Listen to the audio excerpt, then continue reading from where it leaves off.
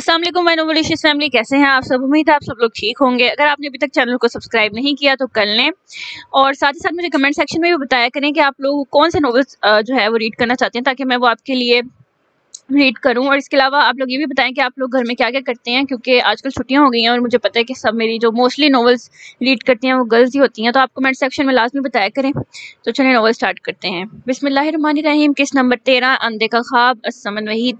रात का तीसरा पहर शुरू हो चुका था। चांद की रोशनी खिड़की से छन कर आती उसके वजीद चेहरे को छू रही थी। वो थोड़ी पर हाथ रखे टेबल पर पाँव रखे नीम दराज सोफे पर बैठा था। कमरे की आबो हवा में हल्की सी दवाइयों की स्मेल रची बसी थी। वो बहुत बेचैन था। शदीद एहसास नदामत ने उसे घेर रखा था। उसके लिए तो पहला फर्ज, पहली जिम्मेदारी उसकी ड्यूटी थी, इंसानियत थी। फिर वो कैसे अपनी खुशियों में, अपनी जिंदगी में इतना मसरूफ हो गया कि इस पर मुनहसर ये लड़की आज इस हाल को पहुंच गई थी। उसे किसी पल को सुकून नहीं मिल रहा था। उसे अपना आप कसूरवार लग रहा था। जमीर था कि चीख चीख कर उसे शर्मिंदा कर रहा था और वो बेहाल हो रहा था। अगर आज इस लड़की को कुछ हो जाता तो जो कि उसकी जिम्मेदारी थी, तो वो कभी खुद को माफ नहीं कर पाता। वो उसे भूल गया था, जबकि आज किस्मत उसे जिस तरह उसके पास लाई थी, उसकी मौजूदगी का एहसास दिलाया था, वो उसके लिए तकलीफ दे था, गैर मुतवक्को था। वो होंठों को सख्ती से पेवस्त की संजीदगी से उसे देख रहा था, जो कि अपने हवासों में नहीं थी। उसे यूं बेहसो हरकत पड़ा देख उसके दिल की कल्फत लम्हा ब लम्हा बढ़ती जा रही थी। उसने एक बार फिर नजरें उठाकर बेड पर बेखबर पड़े वजूद को देखा, जो कि अभी तक दवाओं के जेर असर थी। उसकी दूसरी ड्रिप भी खत्म होने वाली थी, जबकि अब भी उसके होश में आने के दूर दूर तक आसार नजर नहीं आ रहे थे। उसे रात 9 बजे परीक्षा की कॉल आई थी, जिसने रोते हुए उसे बताया था कि असरा पिछले आधे घंटे से बेहोश है।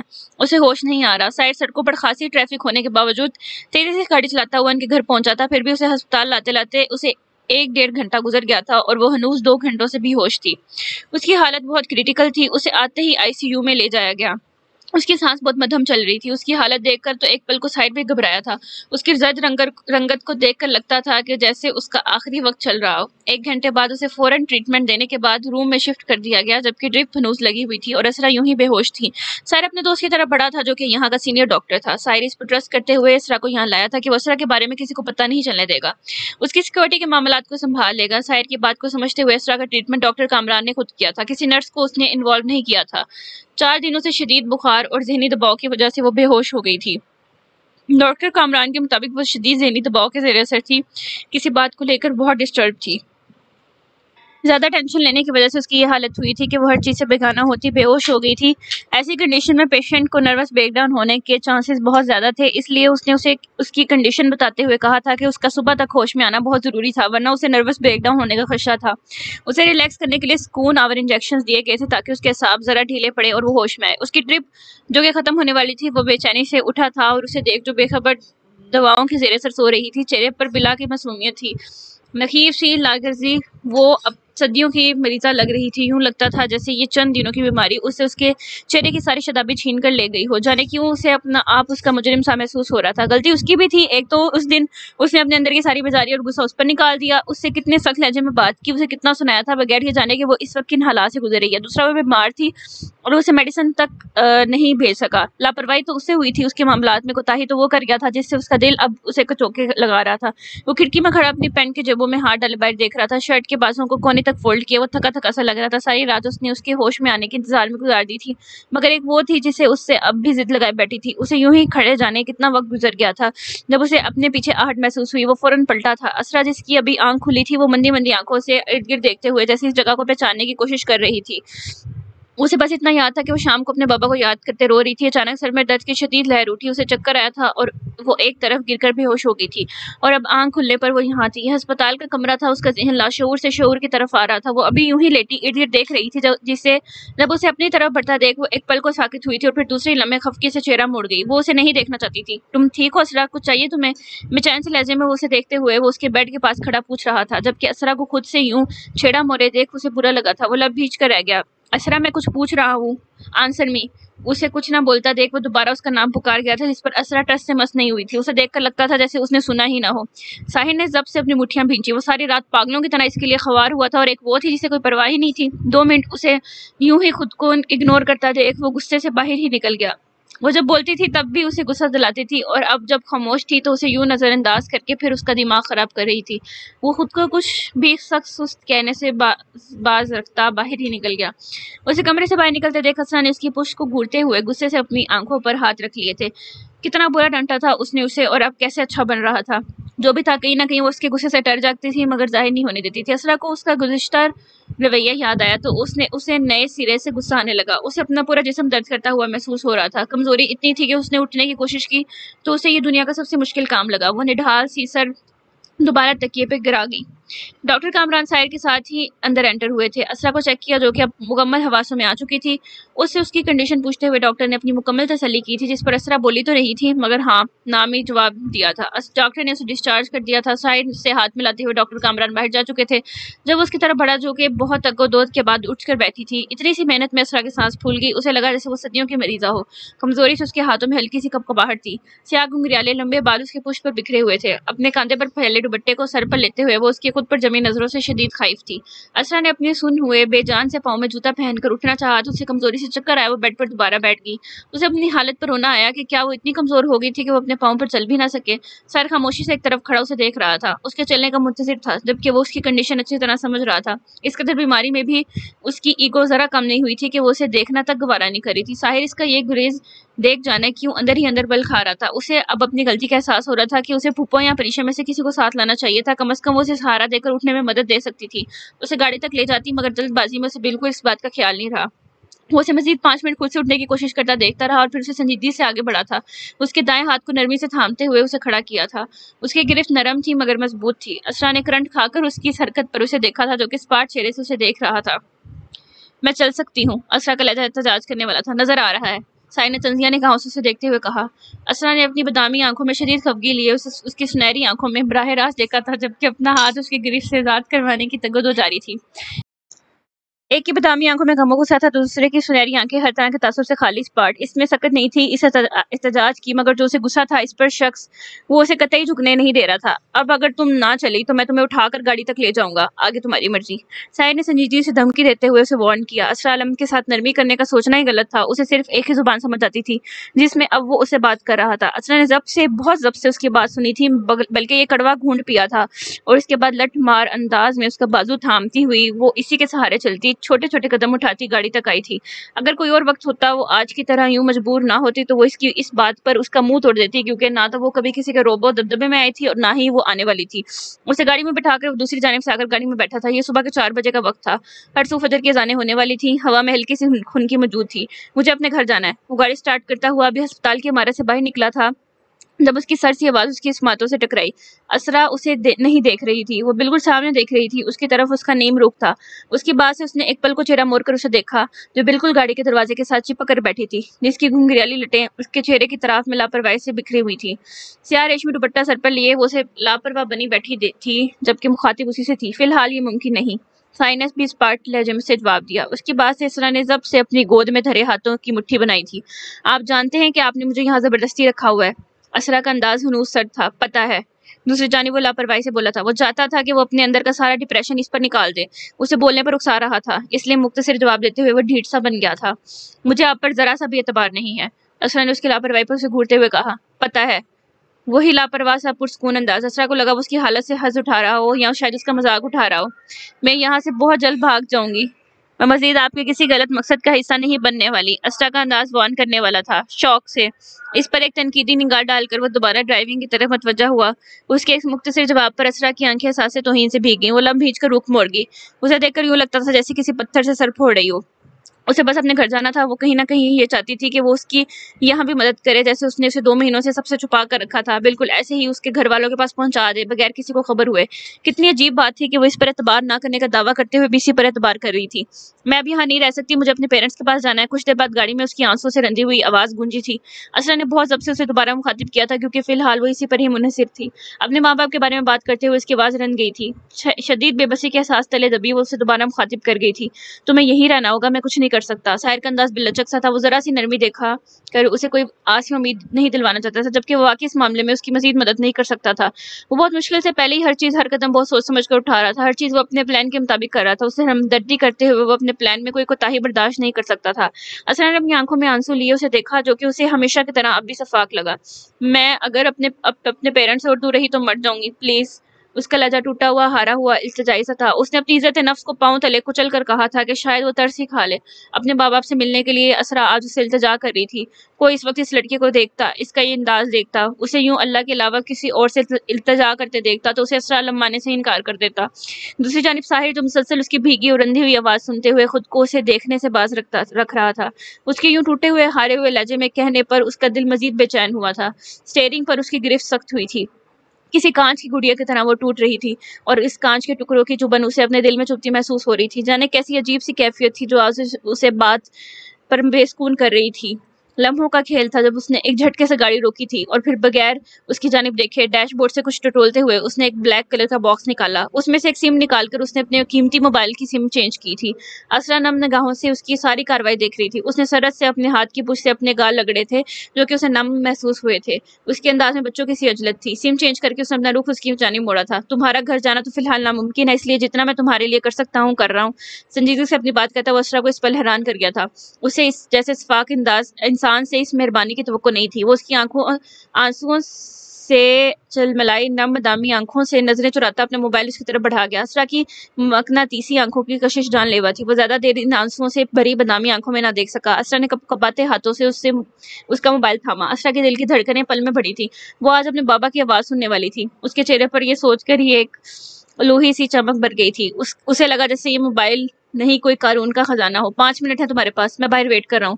اس کی بے قراریاں دیکھ اسے وہاں بیٹھنا محال لگا۔ اس لیے وہ بمشکل اسے کہتا گاڑی سے باہر نکل گیا۔ اس کا کوٹ اور ٹائی گاڑی کے بیک سیٹ پر پڑے تھے۔ گہرے گرے کلر کی شرٹ میں بلبوس بازوؤں کو کھونیوں تک فولڈ کیے وہ اپنی پاکٹس میں ہاتھ ڈالتا اس کی طرف سے پشت کیے گاڑی کی بونٹ کے ساتھ ٹیک لگا کر کھڑا تھا۔ اس کی بازو میں پہنی ڈارک براؤن رسٹ واچ بڑی پیاری لگ رہی تھی۔ کیا تھی اسرا عالم؟ ایک پل میں اسے بدگمان اور دوسری پل اس سے مدد کی طلبگار۔ ایک طرف وہ اس کا ہاتھ جھٹک دیتی تھی اور پھر غیر محسوس طریقے سے وہ اسی ہاتھ کو تھام کر آگے بڑھنا چاہتی تھی۔ اس کا ذہن بہت الجھا ہوا تھا۔ سارا دن اس کا بہت مصروف گزرا تھا۔ ایک عجیب سی تھکاوٹ سے اپنے اعصاب پر حاوی ہوتی ہوئی محسوس ہوئی۔ ساری رات اس نے بے چینی میں کاٹی تھی۔ صبح کی یہ ٹھنڈی پرسکون ہوا نے اس کے چہرے کو چھوتے ہوئے اس کا استقبال کیا۔ بادلوں کی اوٹ میں چھپا چاند اسے دیکھ کر باہر نکل آیا تھا۔ سارے اپنے بالوں میں ہاتھ پھیرتا اپنی بے سکونی کا سبب ڈھونڈنے کی تگ و دو میں تھا، جبکہ اس بات کا جواب اسے ڈھونڈنے سے بھی نہیں ملنے والا تھا۔ اس کی گاڑی سے نکل جانے کے بعد اسرا نے کپاتے ہاتھوں سے موبائل پر اپنے بابا کا نمبر ڈائل کرنا شروع کیا، جس پر بیل تو جا رہی تھی مگر کوئی پک نہیں کر رہا تھا۔ اسرا کے دل اتنی تیزی سے دھڑک رہا تھا کہ اس کی گونج اسے اپنے کانوں میں سنائی دے رہی تھی۔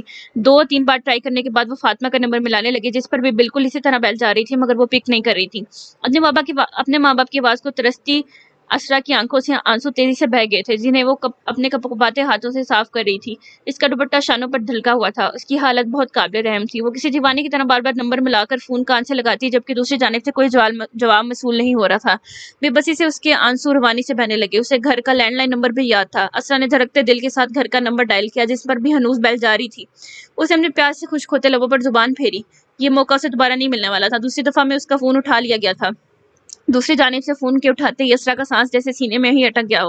اس کا تیزی سے دھڑکتا دل جیسے ایک پل کو تھم گیا۔ دوسری جانب سے مسلسل ہیلو ہیلو کی آواز اسپیکر سے گونج رہی تھی اور اسرا اس آواز کو پہچانتی ایک پل کو اپنی جگہ پر منجمد سی ہو کر آئے گی۔ ارے کون ہے بھائی، اب بولو بھی، تائی جان نے دوسری جانب سے کوئی جواب نہ پا کر جھنجھلا کر کہا۔ اتنے دنوں بعد اپنے گھر کے کسی فرد کی آواز سن کر وہ ایک پل کو بدحواس ہوئی تھی، جبکہ تائی جان کے یوں جھنجھلانے پر وہ واپس آوازوں میں لوٹی تھی، کہیں وہ فون ہی نہ رکھ دیں۔ تائی جان میں اسرا نے فون پر اپنی گرفت مضبوط کرتے ہوئے بڑی مشکل سے اپنی آواز حلق سے نکالتے ہوئے کہا، جبکہ خوشی سے اسے اپنی آواز کہیں گم ہوتی ہوئی معلوم ہوئی۔ دوسری جانب تائی جان جو نیند سے جاگ کر پانی پینے کچن میں آئی تھی اور ابھی بھی آنکھوں میں نیند بھری ہوئی تھی، اسرا کی آواز سن کر ان کی نیند بھگ سے اڑی تھی۔ انہوں نے ایک نظر وال کلاک پر دیکھا تھا اور پورے لاؤنج جو کہ خالی تھا سب اپنے اپنے کمروں میں سو رہے تھے۔ تائی جان میرے بابا سے بات کروا دیں پلیز، وہ میرا فون نہیں اٹھا رہے۔ انہیں آگے سے کچھ نہ بولتے دیکھ اسرا نے تائی سے کہا، کہیں کال ہی نہ کٹ جائے۔ کوئی ہزاروں بےغیرت ڈھیٹ اور بے شرم لوگ مرے ہوں گے تو جب تو اکیلی پیدا ہوئی ہوگی۔ بےغیرت، بے شرم، تیری ہمت بھی کیسے ہوئی اس گھر میں فون کرنے کی؟ تائی جان نے جس لہجے میں یہ الفاظ کہے تھے اسرا کو لگا جیسے وہ دوبارہ سر نہیں اٹھا پائے گی۔ ان کا لہجہ انتہائی حقیر اور زہر خن تھا۔ اسرا ایک پل کو تو ان کی باتوں پر دم سادگی، اس کا رنگ فک ہو گیا۔ کیا کہہ رہی ہیں آپ؟ میں نے کچھ نہیں کیا، میں بے قصور ہوں۔ اسرا نے تڑپ کر اپنی صفائی میں بولنا چاہا۔ اس کی آواز رندی ہوئی تھی۔ ان کے لہجے میں اپنے لیے اس قدر نفرت دیکھ کر اسے صفائی میں بولنے کے لیے الفاظ نہ ملے۔ یہ اور بات تھی کہ اس کی ہمیشہ اپنے تائی جان سے کسی نہ کسی بات پر بحث ہو جایا کرتی تھی، مگر جو بھی تھا وہ اس کے خاندان کا حصہ تھی، اس کے خاندان کا فرد تھا۔ اسرا ان کی دل سے عزت کرتی تھی۔ اسرا بس منہ کی بڑ بولی تھی، جبکہ اللہ گواہ تھا کہ اس نے کبھی کسی کے لیے دل میں نفرت نہیں پالی تھی۔ اے اپنی بکواس بند کر اور خبردار جو آئندہ یہاں فون کیا، یہ شریفوں کا گھر ہے، ہمارا تم جیسی بد کردار اور بد چلن لڑکی سے کوئی تعلق نہیں۔ جس یار کے ساتھ بھاگی ہے نا، اسی کے پاس पास रहे, मर गए तुम हमारे लिए और मर गए हम तुम्हारे लिए। खबरदार अगर जिंदगी में कभी भूल कर भी यहाँ का रुख किया, इस घर के मर्दों को तुम पर जितना गुस्सा है, तुम्हारे लिए बेहतर यही है कि तुम कभी भूले से भी इनके सामने मत आना, वरना इसी दिन तुम्हें जिंदा जमीन में काट देंगे। ताईजान ने इंतहाई हकीर से लहजे में कहते हुए असरा आलम की जात की धज्जियां उड़ा दी थी। वो जब से तकलीफ से अजियत से अपने दुपट्टे को मुट्ठी में जकड़ गई। उसकी हालत ऐसी थी जैसे किसी ने उसे कोड़े के ढेर पर फेंक दिया हो, जैसे उससे उसके साफ दामन पर कीचड़ फेंक कर उसे दागदार कर दिया हो। जो झूठ बोल रही हैं आप, मुझे बाबा से बात करनी है, असरा ने उनकी बात की नफी करते हुए कपकपाते से लड़खड़ाते लहजे में कहा। उसकी हालत ऐसी थी कि काटो तो बदन में लहू नहीं। एक आखिरी उम्मीद के तहत उसने अपने बाबा को पुकारा था। हाँ, चाहे सारी दुनिया उसे गलत कहती, मगर उसे 100% यकीन था कि उसके वालिदैन वो उसे कभी गलत कह नहीं सकते, धुतकार ही नहीं सकते। तेरे माँ बाप उसी दिन मर गए थे जिस दिन तेरा कारनामा चीख चीख कर टीवी पर बताया जा रहा था। तू जैसी लड़की को तो कोड़े पड़ने चाहिए जिसने अपने माँ बाप की जान ले ली, उन्हें बदनाम करने में कोई कसर न छोड़ी कि वो उसी दिन चल बसे। मिल गया जवाब। अब दोबारा यहाँ फोन करेंगे, गलती मत करना, वरना तेरा ये नंबर खुद जाकर पुलिस में देकर आऊंगी। आवारा कहेंगी। ताईजान ने उसे ऐसे सुनाई थी कि वो कभी मर कर भी दोबारा इस घर का ना सोचती। उन्होंने इससे यहाँ वापस आने की वजह छीन ली थी। उसकी जात को, उसके किरदार को इतना तार तार किया था कि जो मौत के मुंह से निकल कर आई थी इतने घंटों की बेहोशी के बाद अब अपने हवासों में लौटी थी। उनकी जहर खुन बातें सुनने के बाद दोबारा मरने वाली हो गई थी। फोन बंद हो गया था। असरा ने खाली खाली नजरों से मोबाइल की तारीख स्क्रीन को देखा था। अपने माँ बाप के बारे में सुनकर वो गहरे सदमे में थी। ये सदमा, ये धचका, ये अल्फाज इस कदर तकलीफ दे थे जिसके तासुरात उसके चेहरे पर देखे जा सकते थे। वो बदहवासी की सी कैफियत में थी। उसके हाल बकायदा कपकपा रहे थे। उसका जहन जैसे काम करना बंद हो चुका था। असरा ने मोबाइल उसकी सीट पर रख दिया। उसके मोबाइल रखने की देर थी जब वो कुछ ही लम्हों में आकर गाड़ी में बैठा था और गाड़ी स्टार्ट की। उसने उससे कुछ नहीं पूछा था कि उसकी बात हुई या नहीं। उसके मोबाइल में ऑटोमेटिक कॉल रिकॉर्ड हो जाती थी जिसे वो यकीनन बाद में सुनने वाला था। मोड़ते हुए गैर इरादी निगाह पर उठी थी जो कि अपनी हवासों में नहीं लगती थी। असरा उसका सर झुका हुआ था, निगाहें हमेशा की तरह अपनी हथेलियों पर मरकूज किए। वो जानबूझकर उससे लापरवाही बनी बैठी थी या वो सचमुच में अपने हवासों में नहीं थी। उसे उसके स्पीड बढ़ते हाथों में लर्जिश देख साहिर की दिल में सुइयां सी चुभी थी। उसे देखकर यूं लगता था जैसे ठाठे मारते हुए समुंदर में अफसूद आ गया हो। वो पेशानी मसलता हुआ खुद को कुछ भी पूछने से बाज रख रहा था, क्योंकि इतना तो वो जानता था कि गुफ्तगू किस तरह से होती है। उसके घर की एक फर्द की फितरत को, मजाज को वो किसी हद तक जानता था। इसी घर में चलते हालात, वहाँ की सूरत हाल से वो नावाकिफ तो हरगिज नहीं था। कुछ देर बाद गाड़ी कच्ची सड़क की एक तरफ रुकी थी। उससे आगे चल कर ही जाना था, क्योंकि गाड़ी इन तंगलियों से नहीं गुजर सकती थी। वो अपनी तरफ का दरवाजा खोलकर बाहर निकला था जब असरा भी कपकपाते हाथों से अपनी तरफ का दरवाजा खोलकर बाहर निकली थी। हर्षो फजर की जाने शुरू हो चुकी थी। दुपट्टे को बेतरतीबी से सर पर ओढ़ते वो छोटे छोटे कदम उठाती गली की तरफ बढ़ गई। वो खुद चल रही थी। साहिर ने भी उससे वो खातिब नहीं किया था, जबकि वो उसके पीछे चलता नजरें उसके लड़खड़ाते हुए कदमों पर मरकूज किए हुए था। वो बार बार लड़खड़ा रही थी। उसके कानों में गूंजती आवाजों का शोर इस कदर था कि उसे होश नहीं था कि वो अपनी बेजान टांगों से चलने से तकदोर कर रही थी। असरा को लग रहा था कि अगर वो अब गिरी तो वो कभी उठ नहीं पाएगी। उसका ज़हन साए साए कर रहा था। उसे सारी बातें भूल गई थी, बस जो जुमले उसके कानों में बाज कर रहे थे। दिल उसकी सख्ती से नफी कर रहा था। उसकी टांगें कपकपा रही थी। उसे लगा जैसे वो सदियों की मुसाफत तय करके आई हो। तेरे माँ बाप इसी दिन मर गए थे जिस दिन तेरा कारनामा चीख चीख कर टीवी पर बताया जा रहा था। जो किसी लड़की को तो कोड़े पड़ने चाहिए जिसने अपने माँ बाप की जान ले ली, उन्हें बदनाम करने में कोई कसर नहीं छोड़ी कि वो उसी दिन चल बसे। उसके कानों ने जैसे ये अल्फाज दोबारा सुने थे। वो इस बार बुरी तरह लड़खड़ाई थी जब साहिर ने एक लम्हे की भी देर किए बगैर उसे पीछे से दोनों कोनियों से थामा। असरा ने खाली निगाहें उठाकर उसे पलट कर देखा, जो कि संजीदगी से उसे देख रहा था। असरा का अंदाज ऐसा था जैसे वो उसे पहचानती ना हो। साहिर को उसकी निगाहों से वहशत सी हुई। पूरी गली सुनसान पड़ी थी। वो स्याह सादे से जोड़े में मलबूस गमो बेबसी की मुकम्मल तस्वीर दिखती थी। उसकी आंखों का हज़न जानलेवा था। चांद की मध्यम रोशनी जैसे उसके चेहरे को छूते हुए से उससे उसकी अपनी चांदी से मुनव्वर कर दिया था। मेरे मामा बाबा, आंसू उसकी आंख से किसी कीमती मोती की तरह टूट कर गिरा था, और उसके साथ ही वो अपने हवास खोती दोबारा उसकी बाहों में झूल गई। वो जो उसके लबों से निकले मोहन मधुम से बेतरतीब से अल्फाज सुनकर उसकी बात सुनने की कोशिश में था। उसके दोबारा यूं बेहोश होने पर वो एक सर्द सांस फिजा के सुपुर्द करता, झुक कर उसे उठाता तेजी से घर की जानिब बढ़ गया। वो नहीं चाहता था कि किसी की इस पर नजर भी पड़े। ये सब डिप्रेशन की वजह से हो रहा था, जिसे वो बार बार बेहोश हो रही थी। डॉक्टर कामरान ने उसे ज़हनी सुकून में रखने की खास तलकीन की थी, जिसकी वजह से ना चाहते हुए भी उसने उसे अपना मोबाइल दे दिया था कि वो अपने घर कॉल कर ले, मगर उसे अंदाजा नहीं था ये कॉल उसकी हालत मजीद बदतर कर देगी। उसने गाड़ी से निकलने से पहले फरीशा को मैसेज कर दिया था, जिस पर अब वो और पुप्पर उसकी मंतज़र थी। घर के पास पहुंचकर उसने भी बेल भी नहीं दी थी जब पुप्पर ने आहट पाते ही फौरन दरवाजा खोल दिया। पसंदीदगी, चाहत और मुसलसल राब्ते भी मोहब्बत हैं, पर कुछ दिल किस्मत के मिलाए हुए भी होते हैं। पूरे घर में सन्नाटा छाया हुआ था। लाउंज में मौजूद हर किसी के चेहरे पर हैरानी के साथ साथ दबा दबा गुस्सा था। कहर था, नागवारी थी और नासूरगी थी। वो सब बहुत ज़ब्त किए हुए उनकी बात सुन रहे थे, जो मुसलसल रोते हुए उन्हें कुछ घंटे पहले आई कॉल के बारे में बता रही थी।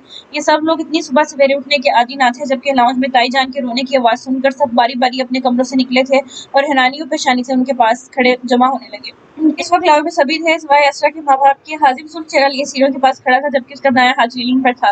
गुस्से से उसके कान की लोएं तक सुर्ख हो गई थी। वो लब भी जज़ब से खड़ा था। जो कुछ उसने सुना था उसके खून की रफ्तार उसके रगों में बढ़ा गया था। असरा को लेकर उसका तमाद, उसका यकीन बहुत बुरी तरह टूटा था। शायद उसके साथ उसका दिल भी। बस कर दे भाभी, संभाले खुद को, शुक्र अदा करें कि वक्त रहते ही सब कुछ पता चल गया। सिद्रा ताई ने अदीना ताई के कंधे पर हाथ रखते हुए उन्हें खामोश करवाना चाहा, जिन्होंने मगर मच के आंसू रो रो कर पूरा घर सर पर उठा लिया था। देखो तो इतनी बेशरम लड़की है, इस कदर डिटाई से फोन करके बता रही थी कि मेरे माँ बाप को कहना कि मेरे बारे में परेशान होने की जरूरत नहीं, मैं बहुत मजे में हूँ, मैंने शादी कर ली है, अपने शोहर के साथ बहुत खुश हूँ, बहुत जल्द बाहर मुल्क में चली जाऊंगी और ये टीवी पर जो भी बकवास कर रहे हैं मुझे इसकी परवाह नहीं, क्योंकि मेरा शोहर बहुत पैसे वाला है और वो मुझे इस सब से बचा लेगा और मेरा अब आप जैसे गरीब लोगों से कोई वास्ता नहीं। ताई जान ने ऐसी मासूम शक्ल बनाकर मोटे मोटे मगरमच्छ के आंसू बहाते हुए एक बात कही कि जैसे असरा से उन्हें जाने कितनी मोहब्बत और उसकी ये सब बातें सुनकर उन्हें बहुत हैसियत हुई हो। हाजिम के दिल से असरा की एक तरफा मोहब्बत निकालने का उनके पास इससे अच्छा मौका नहीं था। वो मौके को हरगिज नहीं गंवाना चाहती थी। तभी इस काल से पूरा फायदा उठाते हुए अपने मतलब की बातें बताते हुए असरा के मुंह पर इस घर के दरवाजे मुस्तकिल बंद कर चुकी थी। बड़े ताया और छोटे ताया भी मुश्किल से तासरात लिए सोफे पर बैठे थे। अलीशा ने अफसोस भरी निगाहों से हाजिम को देखा था, जो शायद खुद से भी नजरें नहीं मिला पा रहा था। कई बार इस नंबर पर वापस कॉल कर चुका था, मगर ये नंबर बंद जा रहा था, जिससे हाजिम को अपनी माँ की कही एक एक बात सच लग रही थी। वो रात देर से घर आया था, उसे नींद देर से आई थी। जब वो सोया तो फजर की अज़ानें हो चुकी थी। उसने भी लाउंज से आती फोन की बेल बजी बखूबी सुनी थी। इस वक्त वो जाग ही रहा था, मगर वो नहीं जानता था कि ये फोन किसने किया है। तुमने उसकी बकवास सुनी क्यों? इस वक्त फोन रख देती, बेशरम कहीं की, हमें और हमारे खानदान की इज्जत को उससे सारे जमाने में रुसवा करके रख दिया। अगर कभी मेरे सामने आ गई तो एक पल भी सोचे बगैर इस बेहया का गला उबाल कर मार दूंगा। बड़े ताया ने गुस्से भरे लहजे में कहते हुए दांत पीछे थे। अम्मी, मेरे सर पर हाथ रख के कसम खाएं कि आप जो इतनी देर से असरा के बारे में कह रही हैं उसका एक लफ्ज सच है।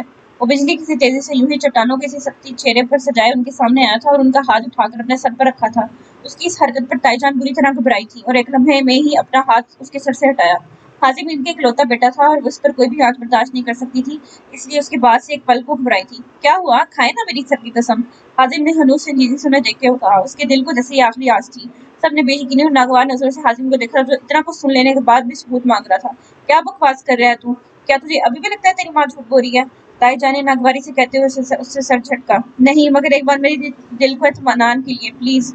हाजिम ने हनूस जिद्दी अंदाज में सर को नफी में हिलाते हुए कहा। वो दीवाना सा हो गया था। उसे देखकर लगता था जैसे किसी का मान टूटा हो, जैसे कोई बुरी तरह जमीन पर मुंह के बल गिरा हो, जैसे कोई ख्वाब से जाग कर पहली दफा हकीकत में कदम रख रहा हो, जैसे वो किसी मीठी नींद से बेदार हुआ हो और जैसे किसी का दिल टूटा हो। मैं एक लफ्ज सच कह रही हूँ हाजिम, ये लड़की बहुत चालबाज थी, ये तेरे काबिल ही नहीं थी मेरी जान। देख, इसीलिए अल्लाह ने इसे तुझसे दूर कर दिया, तो शुक्र अदा कर इसके धोखे में आने से बच गया। और अगर तू अभी भी बाजिद है कि मैं किसी किस्म की कसम खाऊं, तो तेरे अब्बा की कसम खाकर कहती हूँ कि जो कह रही हूँ बिल्कुल सच कह रही हूँ। बड़ी ताई ने बहुत सुकून से अपने मफाद के लिए अपने शोहर की झूठी कसम खा ली थी। वहां मौजूद हर किसी को साम सूंघ गया था। बड़ी ताई ने एक नजर फरहान साहब को देखते हुए बड़ी डिटाई से उनकी झूठी कसम खाते हुए एक एक लफ्ज पर शीरनी सा मीठा फूल चढ़ाकर कहा, और यहाँ हाजिम को लगा कि असरा ने उसके जज्बातों को, उसकी मोहब्बत को अपने पैरों तले रूंध दिया। वो बगैर किसी को देखे झटके से उठा था और फिर घर से निकलता ही चले गया। उसे सब पीछे से आवाजें दे रहे थे, जबकि वो इस वक्त किसी की बात सुनने का रवादार नहीं था। वो इस वक्त तन्हाई चाहता था। उसे बहुत गहरी चोट लगी, इसलिए इसका जख्म भरने में वक्त दरकार था। शायद उसे अलीशा की बदवाई लगी थी, तभी तो वो अपनी एक तरफा मोहब्बत के गुरूर समेत जमीन पर उनसे मुंह गिरा था। जिस लड़की के किरदार की वो गवाहियां देता था, उसी ने ही उससे सबके सामने शर्मिंदा करके रख दिया था। उसके दावों की भी लाज नहीं रखी थी। उसकी सारी खुशफहमियां झाग बनकर बैठ गई थी। दिल तो किया कि एक बार असरा उसके सामने आ जाए और उसे झंझोड़ डाले, इससे अपने साथ की एक एक ज्यादती का हिसाब मांगे, उसे अपनी दीवानगी का हिसाब मांगे, उसे पूछे कि आखिर उसने इन सबको क्यों इतने बड़े धोखे में रखा। अगर कोई उसे पहले से पसंद कर रखा था तो क्यों नहीं बताया। उसकी बदगुमानियां आज गुस्से के साथ साथ अरूज पर थी। आज उसकी एक तरफा मोहब्बत अपनी मौत आप मर गई थी, जिसकी अजियत के तासुरात उसके चेहरे पर रकम नजर आते थे। तुमसे बेहद मोहब्बत की थी यार, कुछ तो इस एहसास की लाज रखते। सुबह के 9 बजे का वक्त था जब उसकी गाड़ी गेट से न दाखिल होती हुई पोर्च में आकर रुकी थी। वो थका थका सा बाहर निकला था। गाड़ी का पिछला दरवाजा खोलकर उसमें से अपना कोट और टाई निकाल कर वो अपने बाजू पर डालता घर के अंदरूनी हिस्से की जाने बढ़ा था। उसके चेहरे पर संजीदगी के साथ साथ थकावट के तासुरात वाज़ेह रकम थे। वो लॉन्ज में दाखिल हुआ तो यहाँ गहरी खामोशी थी। वो बगैर मजीद किसी चीज का नोटिस लिए सीढ़ियाँ चढ़ता अपने कमरे की जानी बढ़ गया। वो भी सीढ़ियाँ अबूर करके ऊपर ही आया था जब राफे کسی جن کی طرح اس کے راستے میں نمودار ہوا تھا۔ سائل نے بازار سے شکل بنا کر اسے دیکھا تھا جو سینے پر بازو باندھے اسے گھور رہا تھا، انداز مشکوک سا تھا۔ کہاں سے آ رہی ہیں آپ ساری رات گزار کر؟ رافعہ نے ایک نظر اس کی شکن زدہ شرٹ کو دیکھا، دوسری نظر اس کی بازو پر پڑے کوٹ پر گئی اور پھر اس کے چہرے پر جس کے زاویے اس کے سوال پر بگڑے تھے۔ اس کی پیشانی پر سنہرے بال بے ترتیبی سے بکھرے ہوئے تھے، سنہری آنکھیں رت جگہ کی واضح گمادی کر رہی تھیں۔ ایک امپورٹنٹ کام تھا جس کی وجہ سے دیر ہو گئی۔ اپنی پیشانی مسلتے ہوئے بہت سنبھل کر بولا تھا۔ رافعہ اس کی بات کا جواب سن کر مزید کچھ کہتا جب اس کی نظر اس کی شرٹ کے بٹن میں اٹکے بال پر پڑی۔ وہ چونک کر اس طرف متوجہ ہوا تھا اور اس گھنگریالے بال کو اس کی شرٹ کے تیسرے بٹن سے نکالا۔ رافعہ نے کسی لڑکی کا بال اس کی شرٹ کے بٹن میں پھنسا دیکھ مشکوک اور سوالیہ نظروں سے اسے دیکھا، جبکہ اس کے چہرے پر رقم سنجیدگی بہت معنی خیز تھی۔ دوسری طرف ساحل اس کی زریق نگاہوں سے جھنجھلا ہی گیا۔ اسے یاد نہیں پڑتا تھا کہ اسرا کا یہ بال کب اس کی شرٹ کے بٹن میں پھنسا، کیونکہ وہ اسے ہاسٹل جاتے اور وہاں سے واپس آتے ہوئے بھی بے ہوشی کی حالت میں اٹھا کر ہی لایا تھا۔ کیا مسئلہ ہے؟ ایسے کیوں گھور رہے مجھے؟ اسے ہنوز خود کو مشکوک نظروں سے گھورتا دیکھ وہ دانت پیستے ہوئے آہستہ آواز میں ہی چلایا تھا، یہ کسی لڑکی کا بال ہے آپ کی شرٹ پر؟ کیا کر رہا ہے کہیں آپ؟ رافعہ نے گہری نظروں سے گھورتے ہوئے صدمے سے پوچھتے ہوئے اپنی بات جان بوجھ کر ادھوری چھوڑی، جبکہ اس کی حالت سے ہنس اٹھاتا وہ اپنی ہنسی مسلسل دوبارہ تھا۔ شٹ اپ، میں منہ توڑ دوں گا تمہارا رافعہ اگر کوئی فضول بکواس کی تو۔ میں کسی کو بھی کسی بھی معاملے میں جواب دے نہیں۔ اسے غصے سے گھرکتے ہوئے وہ بغیر وہاں رکے اپنی کمرے کی جانب بڑھ گیا، جبکہ اسے اپنے اس انسان کی آواز اپنی پشت پر واضح سنائی دی۔ میں اس بال کا ڈی این اے کروا کر پتہ کراؤں گا کہ آخر یہ چڑیل کون تھی، رافعہ نے وارننگ دینے والے انداز میں کہا، جبکہ ساحل کے جوتے کو بھی پرواہ نہیں تھی۔ وہ اپنے کمرے میں جاتے ہی دروازہ بند کر چکا تھا۔ رافعہ کو اپنی سوچ اور اس کی گئی بےعزتی پر ہنسی آئی۔ ساحل کے کردار کی گواہی تو وہ آنکھیں بند کر کے دے سکتا تھا۔ وہ تو بس اسے تنگ کر رہا تھا۔ اس بال کو فضا میں بلند کر کے دیکھا، اس کے اندر کا ایس پی ایک پل کو جگا تھا۔ سیاہ باریک سے بال میں ہلکے سے بل تھے۔ اسے تو دور دور تک کوئی ایسی لڑکی یاد نہیں تھی جس کے بال سیاہ ہو اور گھنگریالے ہوں۔ وہ سر جھٹکتا ہوا اس بال کو ڈسٹ بن میں ڈال کر اس تجسس کو اپنے اندر ہی دفن کیے رمیسا بیگم کے کمرے کی طرف بڑھ گیا۔ رات وہ رمیسا بیگم کے بہت اصرار کرنے پر یہیں رک گیا تھا۔ دوسری طرف اس نے کمرے میں آتے ہی اپنے کوٹ اور ٹائی تھکے تھکے سے انداز میں صوفے پر ایک طرف رکھے اور خود بھی اپنا سر صوفے کی ہتھی پر پیچھے کو گرتا ریلیکس ہو کر بیٹھا تھا۔ ایک عجیب سا بوجھل احساس اس کے دل و دماغ پر غالب تھا جو کہ اس کی سمجھ سے باہر تھا۔ وہ جب وہاں تھا تو بھی یوں ہی بے چین تھا اور جب وہاں سے نکل آیا تو دل کو پھر بھی سکون میسر نہیں تھا۔ اسرا کو کچھ دیر بعد ہوش آ گیا تھا، جبکہ ذہنی طور پر وہ بھی غائب دماغ تھی۔ اس نے اپنی نگرانی میں ہی پریشے کے ہاتھوں اسے بریڈ کے 2 سلائس کھلوائے تھے جسے اس نے بغیر کوئی احتجاج کیے خاموشی سے کھا لیا تھا، جس کے بعد اس نے اسے میڈیسن دی تھی اور وہ دواؤں کے زیر اثر ریلیز ہو گئی تھی، جبکہ اس میں سب کو یہ لگ رہا تھا کہ یہ وہ اسرا نہیں ہے جسے وہ یہاں سے لے کر گیا تھا، کیونکہ نہ تو وہ کچھ بول رہی تھی، نہ کوئی احتجاج، نہ کوئی انکار اور نہ ہی کسی کو دیکھ رہی تھی۔ وہ خاموشی سے سر جھکائے ہر کسی کی بات مان رہی تھی، جس پر سب بھی حیران تھے، اور ساحل اس کی حالت بھی ان سے کچھ مختلف نہ تھی۔ انجانے میں ہی اسے ذہنی اذیت میں مبتلا دیکھ وہ خود پریشان ہو رہا تھا، جبکہ ایسا آج سے پہلے کبھی نہیں ہوا تھا۔ وہ مضبوط تھا، آج سے پہلے وہ دوسروں کی پریشانی میں ان کی مدد لیا کرتا تھا۔ ہاں، اسے ان کی تکلیف بھی محسوس ہوتی تھی، مگر ایسے تو بالکل نہیں کہ اسے اپنا دل یوں پل پل کلفٹ میں ڈوبتا ہوا محسوس ہوا ہو۔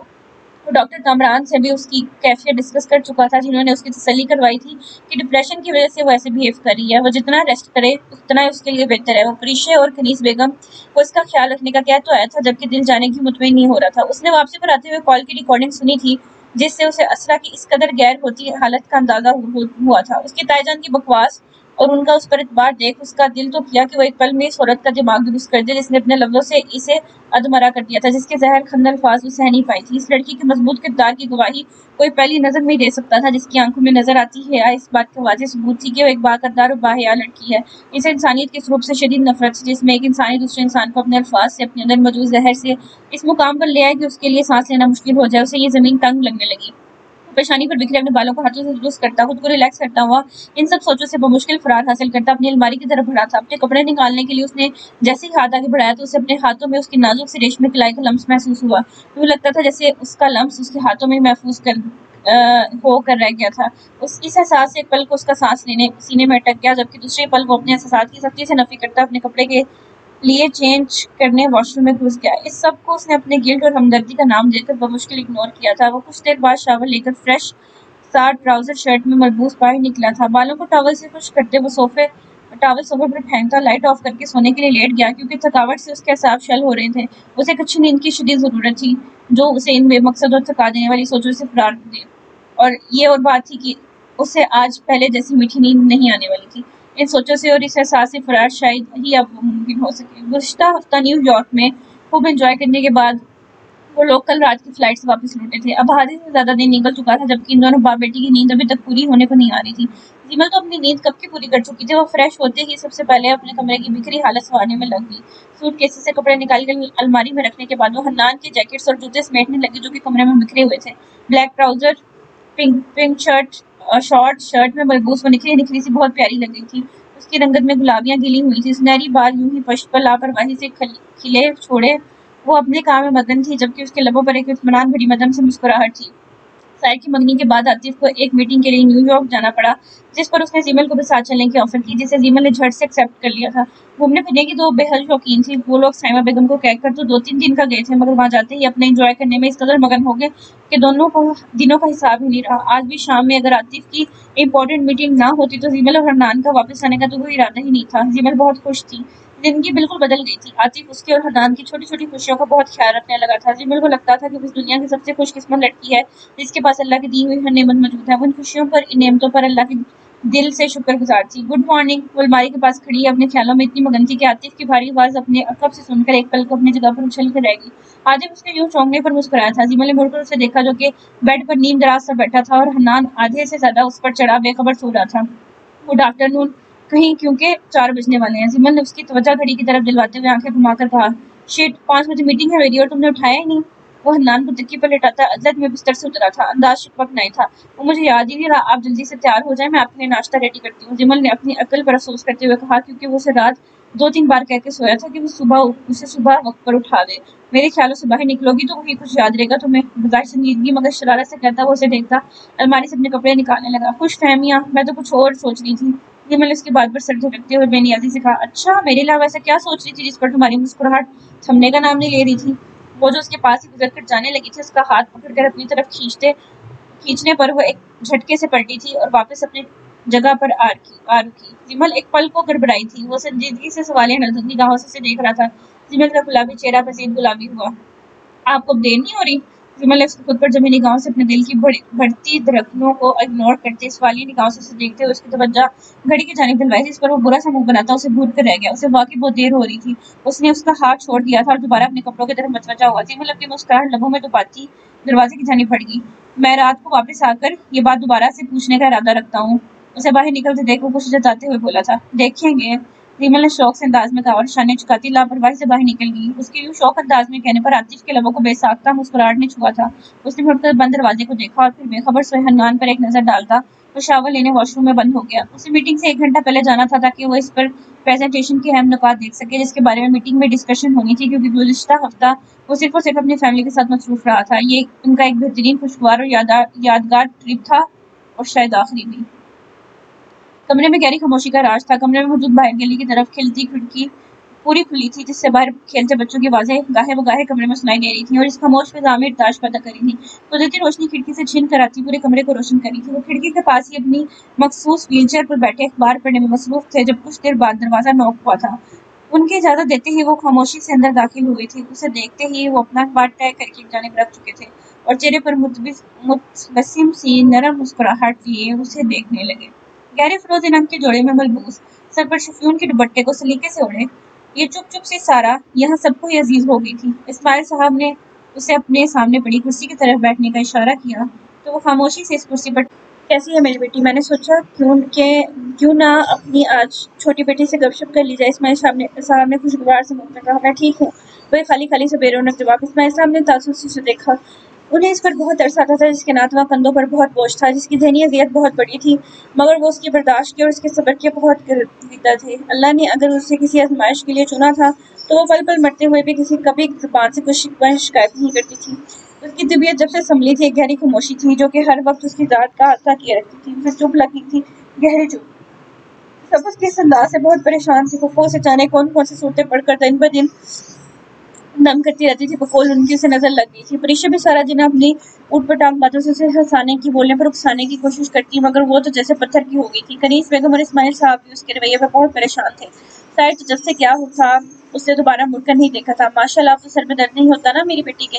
इस्माइल साहब ने प्यार से पूछा। असरा जो उनके खुद को बेटी कहने पर अपने दिल को मजबूत करती हुआ मुश्किल से पहलू बदल रही थी, उनके फिर से बेटी कहकर इतने प्यार से पूछने पर उसके दिल का जख्म फिर हरा हुआ था। उसके बाबा भी तो बिल्कुल ऐसे ही पुकारते थे, वो भी तो उसे ऐसे इसी तरह शीरी लहजे में ही मुखातिब करते थे। उसने अपने होंठ सख्ती से बेबस करते हुए नजरें झुकाते हुए नफी में सर हिलाया। बादामी आंखों के कांच में नमी सी तैरने लगी थी। क्या बात है बेटा, जब से तुम हॉस्टल वापस आई हो तब से यूं खामोश हो, तब से ही कहीं खोई खोई रहती हो। कुछ हुआ है क्या? साहिल ने डांटा है? अगर उसे डांटा है या कुछ कहा तो मुझे बताओ, मैं से खूब डांटूंगा। इस्माइल साहब ने अपनी व्हील चेयर उसके करीब करते हुए उसके सर पर हाथ रखते हुए प्यार से पूछा। उसका अंदाज पिचकारने वाला था। वो उसकी और साहिल की आपसी चपलिश से काफी हद वाकिफ थे, जबकि असरा उनके पुरशफली लम्स पर अपना चेहरा उठाकर उन्हें देखने लगी। सफेद शलवार कमीज में मलबूस उनके वजीह चेहरे पर सफेद दाढ़ी थी, जिससे उनके चेहरे पर एक ऐसी अलग ही नूर था।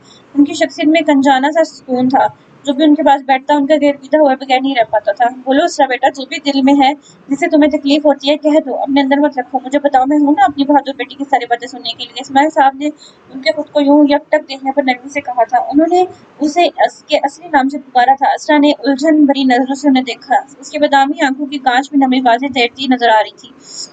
इस घर में अगर कोई उसके असल नाम पर और उस पर टूटी इस मुसीबत से वाकिफ था तो इस्माइल साहब ही थे। वो कह रही थी कि मेरे असरा ने हिम्मत करके अपना सबसे बड़ा गम कहना चाहा तो उसे अपने अल्फाज गुम होते हुए महसूस हुए, जबकि कानों में फिर से जोर जोर से ताई जान की जहर खुंद अल्फाज गूंजने लगे थे। अशरफ की आंखों में खुद ब खुद सुर्खी उतरी थी। ये सब जहन में आते ही, इस असलियत को दोबारा महसूस करते ही उसकी रूह तक काम की। वो अपने माँ बाप के बारे में ऐसा सोच भी नहीं सकती थी जैसे उसकी ताई जान एक पल में कह गई थी। उसने तो कभी अपने माँ बाप के बगैर अपनी जिंदगी का तसव्वुर भी नहीं किया था। अशरफ इस दिन से ये बात सोच सोच कर अंदर ही अंदर मर रही थी कि कहीं ये सब सच ना हो। अगर ऐसा हुआ तो वो क्या करेगी? क्या फिर उसके जीने की कोई वजह का गुंजाइश बचेगी? उसे तो अपने माँ बाप के लिए बहुत कुछ करना था। अगर इन सब में उन्हें कुछ हो गया तो वो अब तक ये सब सहती आई थी, इस आस पर कि वो बहुत जल्द अपने माँ बाप के पास चली जाएगी, उन्हें रो रो कर अपनी हर तकलीफ के बारे में बताएगी, उन्हें बताएगी कि ये वक्त कितना कठिन था, कितना तकलीफ दे था जो उसने उनके बगैर काटा था, जिसमें उसने बेगुनाह होते हुए भी गुनाहगारों वाली हैसियत बर्दाश्त की थी। हाँ बोलो बेटा, खामोश क्यों हो गई? इस्माइल साहब ने उसे सर झुकाए भी आवाज टप आंसू बहाते हुए देखा तो उसके दोनों हाथ नरमी से थामते हुए दोबारा गुए हुए। असरा बाकायदा कांप रही थी, उसके हाथों के साथ साथ जिस्म भी तो लर्जिश वाजी थी। वो कह रही थी कि मेरी मम्मा मेरे पापा नहीं रहे। असरा ने अजियत से भरी आंखें उठाकर कहा। उसका लहजा बहुत पुरअज़ियत था। ये बात कहते हुए उसका दिल लर्ज कर रह गया। इस्माइल साहब को उसकी बात समझने में कुछ देर लगी थी, क्योंकि वो बहुत मदम आवाज में सरगोशी के से अंदाज में बोल रही थी। कौन कह रहा था ये सब? तुम्हारी बात हुई किसी से? किसने कहा ये सब? बेटा मुझे पूरी बात बताओ। उसने इस तरह मत रो, तुम तो बहुत बहादुर हो। इस्माइल साहब ने उसकी तकलीफ महसूस करते हुए उसके हाथ नरमी से थपथपाते हुए उसे दिलासा दिया था। जिसके बाद असरा उन्हें इस दिन की एक एक बात बता गई। अपने घर कॉल करना, ताई जान का उसे वारा, बदचलन, बदकिरदार, जाने क्या क्या कहना, उन्हें सब बता गई थी। इसे अपनी जात से फर्क नहीं पड़ता था। जिस बात से उसकी जान निकली थी वो थी उसके माँ बाप के मुतालिक की गई उनकी खबर। वो नहीं जानती थी कि ये खबर सच्ची है झूठी, मगर ये तस्वुर इसकी जान निकाल गया था। असरा इस रात की तरह आज फिर टूटी थी। ये सब दर्द भरे अल्फाज अदा करते उसके चेहरे पर रकम संजीदगी देख लगता ही नहीं था कि ये क़यामत इस पर टूटी है, लेकिन जब जिक्र उसके माँ बाप का आया तो उसके चेहरे पर रकम दर्द की दास्तान किसी का भी दिल तड़पा दे। उसकी पूरी बात सुनने के बाद इस्माइल साहब कितनी देर तक कुछ बोल नहीं पाए थे। वो अब समझे थे कि वो क्यों इतने दिनों से बज़ाहिर खामोश रहते हुए अंदर ही अंदर इस गम में घुल रही थी। अरे नहीं बेटा, उन्हें कुछ नहीं होगा। जिनकी तुम्हारी जैसी बहादुर औलाद, उनके माँ बाप ज़माने की बातों से नहीं घबराते। वो सरासर तुमसे झूठ बोल रही होंगी। उसे भी कह दिया होगा, तुम बिल्कुल ध्यान ना दो इस बात पर, उन्हें अभी दुरुस्त बात का इल्म नहीं है, इसलिए वो तुम्हें गलत समझ रहे हैं। इस्माइल साहब ने हल्के फुल्के अंदाज में उसे मनाते हुए कहा, जो रोते हुए उन्हें अपनी तकलीफ बता दी थी। आप सच कह रही हैं ना? मेरे पेरेंट्स बिल्कुल ठीक होंगे ना? असरा के दिल को तो किसी आश की जरूरत थी, वो भी उसी उम्मीद की जरूरत थी कि कहीं से कोई आकर कह दे ताई जान ने वो सब उसे तकलीफ देने के लिए कहा था, गुस्से में कहा था। बिल्कुल सच कह रहा हूँ। अब मेरी बेटी ने बिल्कुल भी नहीं रोना, सब्र से, हिम्मत से और बर्दाश्त से इन हालात का सामना करना है। इस जमाने की बातों से तो बिल्कुल नहीं घबराना, क्योंकि लोगों का तो काम ही बातें बनाना होता है। यहाँ कोई भी अपनी आंखों से देखना पसंद नहीं करता, सबको वही नजर आता है जो उन्हें दिखाया जाता है। इसलिए तुम्हें अपने माँ बाप के लिए साबित कदम रहना है। तुम उनका हौसला हो। उसके आंसू प्यार से साफ करते हुए उसे मजीद ढूंढने से बाज रख रहे थे, जिस पर असरा ने अपनी नम आंखें साफ करते हुए हल्का सा बात में सर हिलाया था। उसे लगा दिल पर पड़ा कोई बोझ गोले से सिरक गया हो। उसे सांस लेने में आसानी हो रही थी। उनका हर लफ्ज उसके लिए मरहम साबित हुआ था। आजमाइशों के इनाम बहुत बड़े होते हैं असरा, तुम देखना जब अल्लाह तुम्हें इस आजमाइश से शुरू करेगा, जब सारे जमाने को हकीकत पता चल जाएगी तो तुम्हें बातें करवाने वाले खुद ब खुद खामोश हो जाएंगे। तुम्हारी तरफ उंगलियां उठाने वाले शर्मिंदगी से कुछ बोल ही नहीं पाएंगे। बुरा वक्त गुजर जाता है, हमेशा नहीं रहता। तुमने अगर अल्लाह की बात किसी पर सच्चे दिल से भरोसा करना है तो वो बस साहिल पर करना है। मेरी पूरी जिंदगी का तजुर्बा कहता है बेटा, वो कभी तुम्हें कोई नुकसान नहीं पहुंचा सकता, कभी तुम्हें इस बेरहम دنیا میں تنہا نہیں چھوڑے گا، کیونکہ اللہ نے اس کے سینے میں بہت خوبصورت دل بنایا ہے۔ بس صدقے دل سے اس پر اعتبار کرنا، کیونکہ وہی اللہ کی طرف سے تمہاری اس آزمائش سے رہائی کا وسیلہ ہے۔ اسماعیل صاحب اس کے ہاتھوں کو نرمی سے دباتے ہوئے بول رہے تھے، کیونکہ اس بار جو انتظار انہیں سائر کی آنکھوں میں اس کے لیے نظر آیا، اسرا کی تکلیف میں ہونے پر جو اس کی حالت تھی، جیسے وہ بے چین ہوا تھا، یوں لگتا تھا جتنی تکلیف میں وہ ہے اتنی ہی تکلیف سے وہ بھی گزر رہا ہو۔ یہ سب کوئی عام باتیں تو ہرگز نہ تھی۔ اسماعیل صاحب اسے کافی سالوں سے جانتے تھے، صرف کام کی بات کرنے والا سنجیدہ سا صاحب ان سے اب ادھر ادھر کی باتیں کرنے لگا، اور جب وہ خود سے اسرا کے بارے میں کوئی اطلاع دے دیتے یا اس کی خیریت بتا دیتے تو جیسے اس کے دل کی لفظ ختم ہو جاتی۔ اسماعیل صاحب اس کی یوں اسرا کی پرواہ کرنے پر مسکرا کر رہ جاتے۔ اسرا نے اس کے ذکر پر حیرانگی سے ان کی جانب دیکھا تھا۔ یہ وہ کیا کہہ رہے تھے؟ یہ ایک بہت بڑا سچ تھا کہ اسے اللہ کے بعد اپنے ماں باپ کے سوا کسی پر اعتبار نہیں تھا۔ اس کے لیے کسی پر اعتبار کرنا اس دنیا کا مشکل ترین کام تھا۔ اسماعیل صاحب اس کے یکدم ہوتے اسپاٹ تاثرات دیکھ مبہم سا مسکرائے تھے۔ بہت قیمتی ہوتے ہیں وہ لوگ جو ایسے وقت میں آپ کا ساتھ دیں، آپ کو سہارا دیں، آپ کے ساتھ کھڑے ہوں جب سارا زمانہ آپ پر انگلیاں اٹھا رہا ہو، آپ کو غلط کہہ رہا ہو۔ ایسے وقت میں ہاتھ تھام کر ساتھ کھڑے ہونے والوں کی نیت پر کبھی شک نہیں کرتے اسرا۔ اسماعیل صاحب اسے اپنے لفظوں سے بہت کچھ سمجھا گئے تھے، جس پر اسرا خاموشی سے سر جھکا گئی تھی۔ ہاں، وہ مانتی تھی کہ کہیں نہ کہیں نہ چاہتے ہوئے بھی وہ اس انسان کے جانے کتنے احسان لے چکی تھی۔ سب سے بڑا احسان اس نے اس کی اس رات جان بچا کر کیا تھا، مگر وہ اس سے صحیح بھی کب کہتا تھا، ہر دفعہ اسے مجرم کہہ کر وصیت میں مبتلا کر دیتا تھا۔ تم سمجھ رہی ہو نا میری بات؟ اللہ کے ہر کام میں کوئی نہ کوئی حکمت ہوتی ہے، اور ہماری بہتری جس کا اندازہ ہمیں صحیح وقت آنے پر بھی ہو جاتا ہے۔ اسماعیل صاحب جانے اسے کیا سمجھانا چاہتے تھے۔ اسرا نے بس سرل لانے پر اتفاق کیا تھا۔ اس کا اللہ پر ایمان بہت مضبوط تھا، جس میں شک و شبہ کی کوئی گنجائش نہیں تھی۔ وہ اللہ کی رحمت سے کبھی مایوس ہو ہی نہیں سکتی تھی۔ اب تو نہیں رو گی نا؟ اسے خاموشی سے سر جھکائے بیٹھے دیکھ وہ سنجیدگی سے اپنی مخصوص بھاری آواز میں بولے تھے، جس پر اسرا نے اپنی بادامی آنکھیں اٹھا کر انہیں دیکھا تھا اور سر نفی میں ہلایا تھا۔ اسرا کے تڑپتے دل کو سکون میسر آ گیا تھا، اسے دوبارہ سے جینے کی وجہ مل گئی تھی۔ اس کی بھٹکتی ہوئی سوچیں واپس راہ راست پر لوٹ آئی تھی۔ وہ ایک مثبت سوچ رکھنے والی لڑکی تھی، منفی سوچیں اس کا دماغ خراب کر دیتی تھی، اسے بے چین کر کے رکھ دیتی تھی۔ گڈ گرل، اللہ تمہاری مشکلات آسان کرے، تمہیں زندگی کے ہر میدان میں سرخرو کرے، اسماعیل صاحب نے سچی دل سے دعا دیتے ہوئے کہا۔ انہیں یہ لڑکی بالکل اپنے پریشے کی طرح عزیز تھی، جبکہ اسرا ضبط کے معاملات میں پریشے سے کہیں زیادہ مضبوط تھی۔ آمین، تھینک یو انکل۔ اسرا نے ہلکا سے مسکراتے ہوئے اسماعیل صاحب کی جانب دیکھ کر کہا، جنہوں نے اس کی روح کو اس اذیت سے چھٹکارا دلوایا تھا۔ اسرا کا لہجہ مشکل سا تھا۔ خوش رہو، تمہاری مسکراہٹ بہت پیاری ہے اسرا، ہمیشہ یوں ہی مسکراتی رہو۔ اسے ہلکا سا مسکراتے دیکھ اسماعیل صاحب نے دل سے تعریفیں کی تھی، جس پر اسرا افسردگی سے مسکرا دی۔ اس کی آنکھوں کے گوشے ابھی بھی نم تھے۔ اس کے بعد وہ کچھ دیر تک اسماعیل صاحب کے پاس بیٹھی تھی، جنہوں نے کسی دوست کی طرح، کسی مہربان کی طرح اس کی ساری باتیں سنی تھی، اسے سہارا دیا تھا اور اسے بہترین مشورہ دیا تھا، اسے اپنے ذات اور قسمت پر اعتماد کرنے کی تلقین کی تھی۔ وہ کچھ دیر بعد اپنے کمرے میں چلی گئی تھی، جب اسماعیل صاحب اسے مطمئن دیکھ دل سے خوش ہوئے تھے، اور اس کے مستقبل کے لیے اسے دل میں ڈھیر ساری دعائیں دی تھی۔ اسرا کو کبھی کہیں اپنی جگہ بنانے کی ضرورت نہیں پیش آئی تھی۔ اس کی پرسنالٹی میں موجود اٹریکشن اسے خود بخود لوگوں میں مقبول کر دیتی تھی۔ مزید 2-2.5 ماہ یوں ہی گزر گئے تھے۔ ہر کوئی اپنی اپنی زندگی میں اپنے روٹین میں مصروف تھا۔ بڑی عید بھی بالکل چھوٹی عید کی طرح ہی آ کر جا چکی تھی۔ اس گزرے وقت نے اپنے ساتھ ساتھ بہت سے لوگوں کے دل بدل دیے تھے، ان کی سوچیں بدل دی تھیں۔ کوئی کسی کو پہلے سے زیادہ عزیز ہو گیا تھا تو کوئی کسی کے دل سے ہمیشہ کے لیے اتر گیا تھا، جبکہ اس دوران کوئی تھا جس کی زندگی ایک موڑ پر آ کر رک چکی تھی، مگر وہاں موجود باقی سب کو اس بات کی کوئی پرواہ نہیں تھی۔ حاجم نے اس بات کے کھلنے کے 1 ماہ بعد ہی اپنی ماں کے بہت اصرار کرنے پر علیشہ سے منگنی کروا لی تھی۔ ان کے گھر میں سبھی بہت خوش تھے، جن میں علیشہ بھی شامل تھی۔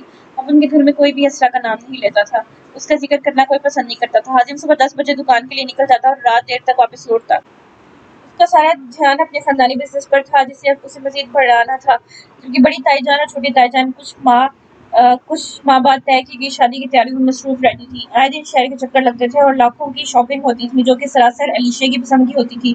تائی جان تو اپنی ہونے والی بہو کے باری صدقے جاتی نہیں تھکتی تھی، جس پر علیشہ کے مزاج مزید آسمان پر پہنچ چکے تھے۔ زیمل بھی اپنی زندگی میں بہت خوش و مطمئن تھی۔ پچھلے کچھ دنوں میں فریحہ کی منگنی بھی بلال بھائی کے کزن سے بہت دھوم دھام سے ہو گئی تھی۔ عاطف گھر پر ہوتا تو اس کا سارا وقت اس کے ساتھ ہی گزرتا تھا، لیکن اب وہ اپنے بزنس میں مزید مصروف ہو گیا تھا۔ اس دوران پچھلے کچھ مہینوں سے اس نے اینا سے بالکل رابطہ ختم کر دیا تھا۔ اینا کی بے جا کالز اور میسیجز کی وجہ سے اس کا نمبر بلاک کر رکھا تھا۔ اب اسے اپنی بیوی کے علاوہ کوئی دوسری عورت عزیز نہیں تھی۔ وہ اپنی غلطی دوبارہ نہیں دہرانا چاہتا تھا۔ اس کی محبت اور توجہ کی حقدار صرف اور صرف اس کی بیوی تھی۔ یہ بات اسے گزرے وقت میں بہت اچھے سے سمجھ آ چکی تھی۔ ہیرا سے سائد کی منگنی ہوئے 2.5 ماہ گزر چکے تھے، جن میں ہیرا اس کی نظروں میں آنے، اس کی توجہ پانے کا کوئی موقع ہاتھ سے نہیں جانے دیتی تھی۔ وہ رمیسا بیگم سے ملنے کے بہانے بہت دھڑلے سے اس کے گھر آ جاتی تھی۔ رمیسا بیگم سے گھنٹوں یہاں وہاں کی باتیں کر رمیسا بیگم کا دل تو وہ فتح کر چکی تھی، جبکہ ان کا بیٹا اسے کوئی خاص لفٹ نہیں کرواتا تھا۔ وہ بہانے بہانے سے پولیس اسٹیشن آ جاتی تھی، جبکہ اب اس کے ہر عمل میں ایک دھون سا ہوتا تھا، جیسے اس کے ارد گرد رہنے کا یا اسے دیکھنے کا اسے لائسنس مل گیا ہو۔ سائر ان دنوں منظور شاہ کے متعلق ثبوت اکٹھے کرنے، اسے پھانسنے، اس کی ہر حرکت اور ہر سرگرمی پر نظر رکھے ہوئے تھا۔ اس کی پوری ٹیم اس کام کو بہت خفیہ طریقے سے سر انجام دے رہی تھی۔ وہ اپنے کام میں بہت زیادہ انوالو ہو گیا تھا سب سے بری خبر تو یہ تھی کہ منظور شاہ الیکشن جیت چکا تھا۔ انہوں نے بہت کوشش کی ہر طرح سے اس کے راہ میں رکاوٹیں ڈالنے کی کہ کسی طرح وہ الیکشن میں ہار جائے، مگر یہاں بات صرف منظور شاہ کی نہیں تھی، اس کے پیچھے اور بھی بہت لوگ تھے جو ان سب میں انوالو تھے۔ منظور شاہ پہلے سے زیادہ طاقتور ہو چکا تھا، اس پر ہار ڈالنا قطعی آسان نہیں رہا تھا۔ اس کے خلاف ثبوت ناکافی تھے، وہ اسے ایسے اندر کرنا چاہتے تھے کہ یہ کبھی باہر نہ نکل سکے، اپنے کیے گئے ہر گناہ کی سزا بھگت سکے، مگر اس کے لیے بہت وقت درکار تھا۔ یہ کام جذباتی ہو کر یا جلد بازی میں کرنے والا تو ہرگز نہیں تھا۔ وہ لوگ بظاہر تو اپنے روزمرہ کی ڈیوٹیز انجام دے رہے تھے، جبکہ اندر ہی اندر اس کیس پر کام جاری تھا جو کہ بہت خفیہ طریقے سے کیا جا رہا تھا۔ ایسے میں ہیرا کا یوں بہانے سے یہاں آنا، بے مقصد ان کا وقت ضائع کرنا، وہ خود بھی سمجھتی تھی کہ سحر اس کے یہ جھوٹ ہیلے بہانے اچھے سے جانتا ہے، مگر پھر بھی اس کا یوں ڈھیٹوں کی طرح تشریف لے آنا اسے بہت ناگوار گزرنے لگا تھا۔ اس نے فائق کو سختی سے منع کر رکھا تھا کہ وہ اسے اس تک نہ پہنچنے دیں، مگر وہ بھی کہاں کسی کی سنتی تھی۔ اسے وقت گزرنے کے ساتھ ساتھ بھی اس میں کوئی اٹریکشن، کوئی دلچسپی محسوس نہیں ہوئی تھی، بلکہ وہ اس طرح کی حرکتیں کر کے اسے مزید اس سے دور کر رہی تھی۔ ظاہر اس کی حرکتوں سے جھنجھلاہٹ ہوئی تھی، کیونکہ وہ اب اسے اپنی عجیب و غریب بیہیویئر سے اریٹیٹ کرنے لگی تھی، جس کا بہت جلد وہ اظہار بھی کرنے والا تھا، کیونکہ اسے کسی کو سر پر سوار کرنے کی عادت نہیں تھی۔ جو چیز اس کے مزاج کے خلاف ہوتی وہ اس بات کو بولنے میں دیر نہیں کرتا تھا۔ رافع ہمیشہ کی طرح ہر قدم پر اس کے ساتھ تھا۔ اسرا کو ڈھونڈنے میں وہ ابھی تک ناکام ہی ثابت ہوا تھا، جو کہ جانے کہاں چھپ کر بیٹھی تھی۔ حاشر نے دوبارہ نایاب سے اس دوران کوئی ملاقات نہیں ہوئی تھی، جبکہ وہ بھی اپنے کام میں اسے فراموش کر گیا تھا، جبکہ اس کا دل اسے دوبارہ دیکھنے کا، اسے ملنے کا خواہاں تھا، جبکہ حاشر اسرار اپنے دل کی اس خواہش پر کان دھرنے کو تیار نہیں تھا۔ موسم اب پہلے سے کافی خوشگوار ہو چکا تھا، گرمی کا زور کافی حد تک کم ہو چکا تھا۔ اب رات کو ہوا میں اچھی خاصی خنکی شامل ہو جاتی تھی۔ وہ کچھ دیر پہلے ہی گھر لوٹا تھا، اس کی روٹین ہمیشہ کی طرح ٹف تھی۔ وہ فریش تھا، شاور لے کر واش روم سے نکلا تھا، ٹاول اپنی سلکی سنہری بالوں میں رگڑتے اس نے ایک سرسری سی نگاہ کف سے بجتے موبائل پر ڈالی تھی، جس پر 3 مس کال شو ہو رہی تھی۔ وہ ٹاول واپس اس جگہ پر رکھتا، اب اسکرین پر نوٹیفیکیشن میں نمودار ہوتے میسیجز کو پڑھنے لگا، جس میں موجود پیغام اس کے ہمری لبوں پر جاندار مسکراہٹ بکھیر دی تھی۔ وہ میسج پڑھنے کے بعد عجلت میں کال بیک کرتا، اس خبر کو کنفرم کرنا چاہتا تھا۔ دوسری جانب سے بھی اس کے کالز کے منتظر شخص نے فوراً کال ریسیو کر لی۔ وہ ایک ہاتھ میں اپنے ٹراؤزر کی پاکٹ میں ڈالے کمرے میں ٹہلتا ہوا فون پر گفتگو کر رہا تھا۔ چند منٹوں کی گفتگو کے بعد وہ فون بند کر چکا تھا۔ کل اس کی زندگی کا بہت بڑا دن تھا۔ کل ذاکر کے قاتلوں کو مستقل سزا ہونے والی تھی۔ کل اس کے دوست کو انصاف ملنے والا تھا۔ اس کے دوست کے مجرم اپنے انجام کو پہنچنے والے تھے۔ کل کورٹ میں آخری پیشی تھی، اور ابھی جو ثبوت اس کے آدمیوں کے ہاتھ میں گئے تھے، وہ سن کر اسے پورا یقین ہو گیا تھا کہ یہ کیس تو کنفرم وہی جیتنے والا ہے۔ ویسے بھی کامیابی ہمیشہ اس کا مقدر رہی تھی۔ اس کی روشن پیشانی کی طرح اس کی قسمت کے ستارے بھی ہمیشہ سے چمکتے تھے۔ ذاکر کے قاتل اپنے انجام کو پہنچ جائیں گے، اور اسماعیل صاحب کو ان کی ساری جائیداد اور آبائی گھر واپس مل جائے گا، جس میں وہ بغیر کسی خوف و خطر کے رہ سکیں گے۔ یہ سب سوچتے ہوئے اس نے بے اختیار اللہ کا شکر ادا کیا۔ وہ اسماعیل صاحب کو یہ خوشخبری کورٹ کا فیصلہ آنے کے بعد ہی سنانے والا تھا۔ اپنے موبائل کو سائڈ ٹیبل کے دراز سے چارجر نکالتے ہوئے اس نے چارجنگ پر لگایا اور خود ذاکر کے کیس کی فائل لیے اپنے اسٹڈی روم میں داخل ہوا۔ اس خبر کو سننے کے بعد اسے اپنے دن بھر کی تھکاوٹ پل میں غائب ہوتی محسوس ہوئی۔ وہ اپنے رائٹنگ ٹیبل پر پڑی کافی فائلز کو آگے پیچھے کرتا سیاہ جلد والی فائل ڈھونڈ رہا تھا، جب اس کی نظر ایک کتاب کی جلد کے نیچے دبے چمکتے دمکتے نازک سے ہیروں پر پڑی۔ اس کا فائل تراشتا ہاتھ ایک پل کو رکا، ہوا میں ہی معلق رہ گیا، اور وہ ایک پل کو ساکت ہوا۔ اسے پرسکون سے تاثرات میں تبدیلی آئی تھی۔ یہ لڑکی اس کا عکس کسی سیاہ سیب کی طرح اس کی جان کو چمٹ گیا تھا۔ اسے نہیں بھولتا تھا وہ منظر، جب ستاروں کی چادر اوڑھی ہوئی سیاہ رات میں چاند کی چاندنی سے منور ہوتا اس کا حسین چہرہ، اس کے آنسو، اس کی غیر ہوتی حالت، اس کے نمکین پانی سے بھری خوبصورت بادامی آنکھیں، اس کا اسے اداس اور خالی خالی نظروں سے دیکھنا، یہ سب کسی حسین منظر کی طرح اس کے ذہن میں قید ہو کر رہ گیا تھا۔ اس منظر میں ایسا تلسم خالی سے وہ آج تک خود کو آزاد نہیں کروا پایا تھا۔ یہ منظر، یہ لمحے اس کی فراغت میں اسے گھیر لیتے تھے، اسے بے چین کر دیتے تھے۔ اس کی سمجھ سے باہر تھا کہ وہ کیوں اس کے بارے میں سوچنے لگا تھا، کیوں اس لڑکی کا عکس اس کی ساری توجہ اپنی جانب مبذول کروا لیتا تھا۔ اس رات کے بعد سے اسرا عالم کی ذات کسی مقناطیس کی سی طاقت سے اپنے جانب کھینچنے لگی تھی۔ یہ رات اس کا سکون اپنے ساتھ لے گئی تھی، اور اسے ایک مستقل بے چینی سونپ گئی تھی۔ اس کے دل نے آج سے پہلے کبھی یہ محسوس نہیں کیا تھا۔ یہ پہلے لڑکی تھی جس کا خیال اس کی سوچیں منتشر کر دیتا تھا۔ اب اس کے کاموں میں اس کا خیال، اس کا عکس مداخلت کرنے لگا تھا۔ وہ جتنا ہو سکتا خود کو اس کے بارے میں سوچنے سے باز رکھتا تھا۔ اس نے اپنی مصروفیت مزید بڑھا دی تھی تاکہ غلطی سے بھی وہ اس کی سوچوں میں داخل نہ ہو۔ اپنی اسی کیفیت کے پیش نظر وہ دوبارہ اسماعیل صاحب کے گھر نہیں گیا تھا۔ وہ نہیں چاہتا تھا کہ اسے دوبارہ دیکھے، مگر اس کی خیر خبر رکھنے سے وہ خود کو باز نہیں رکھ پاتا تھا۔ سکون سا ملتا تھا یہ سن کر کہ وہ ٹھیک ہے۔ اسماعیل صاحب سے یا پریشے سے فون پر اس کے بارے میں پوچھتا رہتا تھا۔ وہ اسرا عالم کا سامنا کرنے سے بھی گریز کر رہا تھا۔ وہ اس راستے نہیں چلنا چاہتا تھا جس کی کوئی منزل نہ ہو۔ وہ ابھی تک اپنی جگہ پر ویسے ہی ساکت کھڑا تھا، اسپاٹ سے اثرات سے انہوں ہیرو کو دیکھتے ہوئے اس کا ذہن تو کہیں اور پہنچا ہوا تھا، جب اپنے شانے پر ایک جانا پہچانا سا لمس محسوس کرتے ہوئے واپس حال میں لوٹا۔ اس نے چونک کر گردن موڑ کر پیچھے دیکھا، جہاں حاشر اسے عجیب و غریب نظروں سے دیکھ رہا تھا۔ تم کب آئے؟ ساحل نے تاثرات پل میں نازل کرتے ہوئے پوچھا، جبکہ غیر محسوس طریقے سے وہ پاس پڑی فائل اپنی ایرنگ پر رکھ چکا تھا۔ جب آپ اپنی ہونے والی بیوی کے خیالوں میں گم تھے۔ حاشر اپنے سیاہ آنکھیں گھماتے ہوئے دانتوں کی نمائش کرتے ہوئے اسے آگاہ کیا۔ شٹ اپ، کیوں آئے ہو؟ ساحل نے اس کو زلگوئے پر جھنجھلاتے ہوئے کہا، اور ٹیبل پر پڑا बड़ी बेतरतीब फाइलों की तरतीब को दुरुस्त करने लगा। खाना खा लें यार, कब से आपका वेट कर रहे हैं। माँ साहब भी नीचे आपका इंतजार कर रही हैं। हाशिम ने रैक में लगी तरतीब से मोटी मोटी किताबों को देखकर बुरा सा मुंह बनाते हुए सोसाइटी स्टडी में मौजूद कानून की ढेर सारी किताबों से बड़ी घबराहट होती थी। उसे तो बिल्कुल भी किताबें पढ़ने का शौक नहीं था, जबकि उसके भाई तो सारे जहान से किताबें चुन चुन कर यहाँ ला रखी थी। तुम चलो, मैं 5 मिनट में आ रहा हूँ, साय ने मसरूफ से अंदाज में कहा, जिस पर हाशिर उस जल्दी का आने का कहकर वापस नीचे जा चुका था। आज वो भी लेट ही घर आया था, जिसकी वजह से हुमैसा बेगम ने भी खाना नहीं खाया था। हाशिर के जाने के बाद उसने फाइल के नीचे पड़ी नेरिस को उठाया था, जिन्हें उस दिन के बाद गुस्से से नागवारी से उसने इस टेबल के दराज में फेंक दिया था। यकीनन ये किसी फाइल्स के साथ ही बाहर आ गए होंगे, तब भी उसके टेबल पर ये फाइल के नीचे पड़े थे। वो उन पर एक नजर डाल कर वहां से उठाकर अपने कमरे में आया था। अलमारी खोलकर वहां मौजूद एक दराज का लॉक खोलते हुए उसने इन इयररिंग्स को वहां रख दिया था। इस दौरान मुसलसल उसके जहन में उसके वह जुमले गूंज रहे थे, जैसे कैसे उसने उसका जरा सा एहसान लेने से पूछने के लिए अपनी नानी की कीमती निशानी उसके हवाले कर दी थी, असर आलम और उसकी इज्जत नफ्स। इन इयररिंग्स पर एक नजर डालता वो होले से बड़बड़ाया था, जबकि यहाँ मुखातिब इन्होंने चमकते हीरों से था, वो जो अपने मालिक के किए गए सितम पर मातम करना थे। इस दौरान मामूली से मुस्कुराहट ने फकत एक लम्हे के लिए उसके लबों को छुआ था। अपने सर झटकता अलमारी बंद करते हुए मजीद यहाँ रुके कमरे से बाहर निकल गया था, जहाँ वो दोनों उसके मुंतजिर थे। ये तुम इतनी जल्दी में कहाँ भागी जा रही हो? वो तेजी से घर से बाहर निकल गई थी जब फायजा बेगम ने उसके पीछे आते हुए उसे टोका। किरण के यूं पीछे से आवाज देकर पूछने पर कब्जे से पड़ती थी। मम्मा, इतनी दफा गायब पीछे से आवाज मत दिया करें। किरण ने नाराजगी से कहा। नीली जींस पर मूव कलर की शॉर्ट शर्ट में मलबूस लापरवाही से छोटे से मूव रंग के स्टॉलर को गले में डाले, बालों को आखिर से दो दो कस डाले, लाइट से मेकअप पर वो डार्क लिपस्टिक लगाए, गाड़ी की चाबी हाथ में उठाकर बाहर जाने को पड़तोल रही थी। तुम कहाँ जा रही हो? वो भी बगैर बताए फायजा बेगम ने फबगी से उसकी तैयारी देखते हुए पूछा।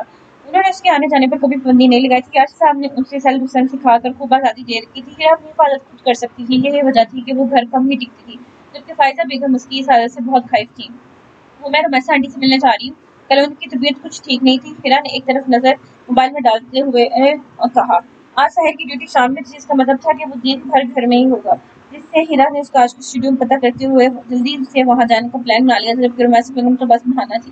वो साइड के रस्म में आना चाहती थी, वो चाहती थी कि वो उसके साथ वक्त गुजारे, ढेर सारी बातें करे, मगर साइड तो वो उसे लिफ्ट ही नहीं करवाता था। यहाँ तक कि उस मंगनी का भी उस पर कोई खास फर्क नहीं पड़ा था। उसकी मजाज अभी भी पहले जैसी थी। हीरा, तुम्हें कोई शर्म और लिहाज बाकी है भी या नहीं? वो तुम्हारा होने वाला ससुराल है, वो क्या सोचती होंगी तुम्हारे बारे में कि उसका जब दिल करता है वो उठाकर बेशर्मों की तरह आ जाती है। अभी पिछले हफ्ते तो तुम गई थी और आज फिर तैयार हो। फायजा बेगम का अंदाज नाखुशगवार था। क्या हो गया मम्मा आपको? आंटी ऐसा कुछ नहीं सोचती, बल्कि उन्होंने मुझसे कहा था कि जब भी मेरा दिल करे मैं उनसे मिलने आ सकती हूँ।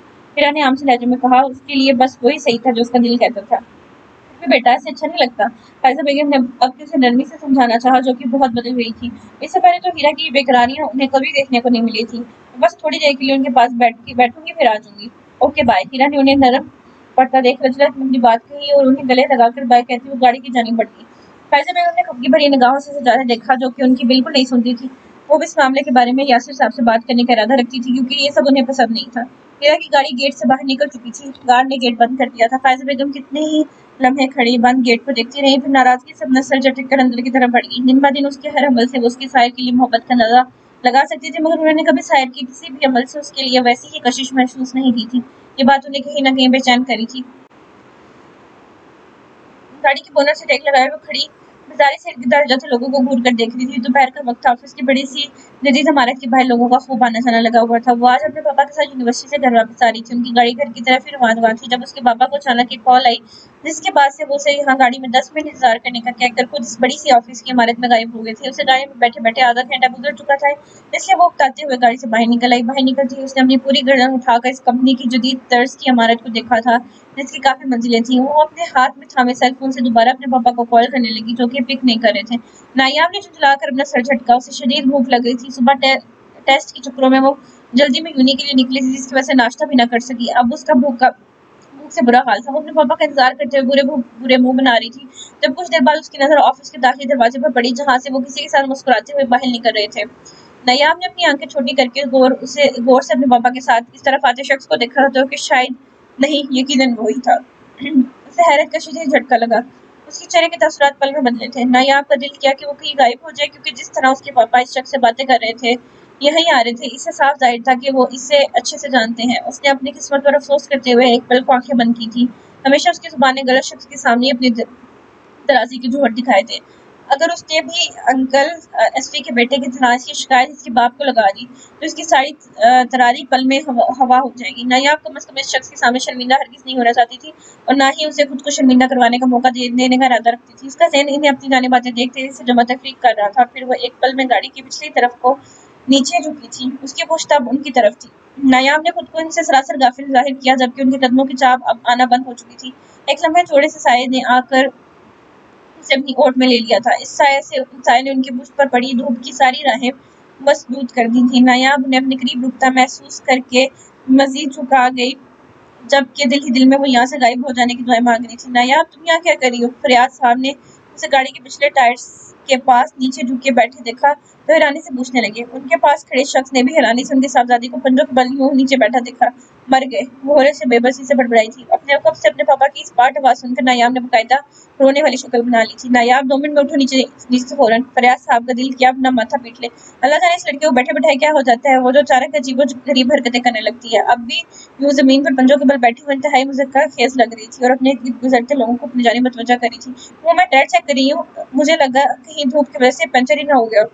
نایاب ڈھیلا سا منہ بناتے ہوئے خود سی زبردستی کا مسکراتے ہوئے نے جانب پلٹتی ہوئی معصومیت سے بولی. فریاد صاحب کے یوں حکم دینے پر وہ اپنی جگہ سے اچھلی جبکہ اگلے ہی پل اپنا اعتماد قائم رکھتے ہوئے کھڑے ہونے کے بعد معصومیت سے بولی تھی. فریاد صاحب نے اسے ہلکا سا گھورتے ہوئے اس کی بے تکی بات پر اسے دیکھا تھا جبکہ حاشی نے چہرہ جھکا کر اسے بغیر دیکھے اپنے لبوں پر منڈاتی مسکراہٹ دبائی. اس کے اچانک پلٹنے پر فریاد صاحب کے پاس کھڑے حاشی رات کو اس وقت غیر متوقع طور پر پورے 2.5 مہینے بعد اسے اپنے سامنے دیکھ کر خوشگوار حیرت ہوئی تھی. وہ اس پر نظر پڑتے ہی اس کی صورت دیکھتا رہ گیا. وہ اسے ان 2.5 مہینوں میں بالکل بھی نہیں بھولا تھا. نایاب نے اپنے پاپا کو دیکھتے ہوئے سرسری سی نگاہ اس پر ڈالی تھی جو کہ بلیو پینٹ پر وائٹ شرٹ ملبوس اور وائٹ سی ٹائی پہنے جس میں سیاہ اور نیلی ڈشی لائنز کا ڈیزائن بنا ہوا تھا. ڈارک بلیو کوٹ پہنے سیاہ بالوں کو نفاست سے سیٹ کیے خوبرو نقوش سے سجا چہرہ سنجیدہ چہرہ اپنے مخصوص منفرد پروکار سی پرسنالٹی کے ساتھ آج نایاب کو واقعی بہت ہینڈسم بزنس مین لگ رہا تھا.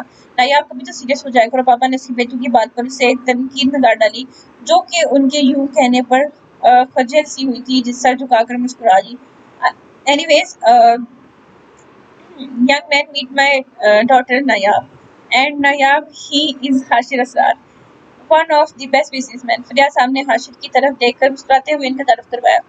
نائس ٹو میٹ یو مس نایاب. فریاد حاشر کا لہجہ خاصا سنجیدہ پروفیشنل سا تھا. وہ یوں بولا تھا جیسے اسے پہلی بار ملا ہو. اس کے تاثرات دیکھ نایاب نے شکریہ ادا کیا تھا کہ اگر وہ پرانی باتیں لٹ کر بیٹھ جاتا تو اس کے پاپا سے کوئی بے نہیں تھی تو اس کے سامنے ڈانٹ دیتے. Me too. نایاب نے اپنے چہرے پر دل فریب سے مسکراہٹ بھی کھیلتے ہوئے کہا. سیاہ جینس پر وائٹ کرتے میں ملبوس گلے میں بلیو رنگ کا ریشمی سکارف لیے وہ اپنے بالوں کی ہمیشہ کی طرح ہائی پونی بنائے آج بھی پیاری لگ رہی تھی. یہ میرا بہت اچھا بزنس پارٹنر ہے. ہمیں شام کی ایک میٹنگ اکٹھے اٹینڈ کرنی تھی جس کی پریزنٹیشن حاشی نے دینی تھی. میں بس اسی پروجیکٹ سے متعلق اسے کچھ پوائنٹس ڈسکس کرنے یہاں آیا تھا.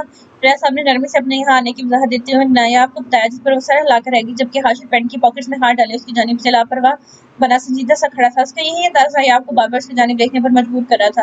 Oh best of luck mister Hashir. Nayab نے خوشگوار سے لہجے میں اسے دیکھتے ہوئے کہا جس نے اس کی بات سے مبہم سا مسکراتے ہوئے سر اس بات میں ہلا دیا. اوکے سر پھر ہم شام میں ملتے ہیں. مجھے میٹنگ کے لیے دیر ہو رہی ہے. حاشر نے فریاد صاحب سے ہاتھ ملاتے ہوئے رسمی مسکراہٹ چہرے پر لاتے ہوئے کہا. فریاد صاحب نے اس کے بہت اچھے بزنس ریلیشنز تھے. وہ اسے چھوٹا تھا اس لیے ریسپیکٹ کے طور پر ان کا نام لینے کی بجائے سر ہی کہتا تھا.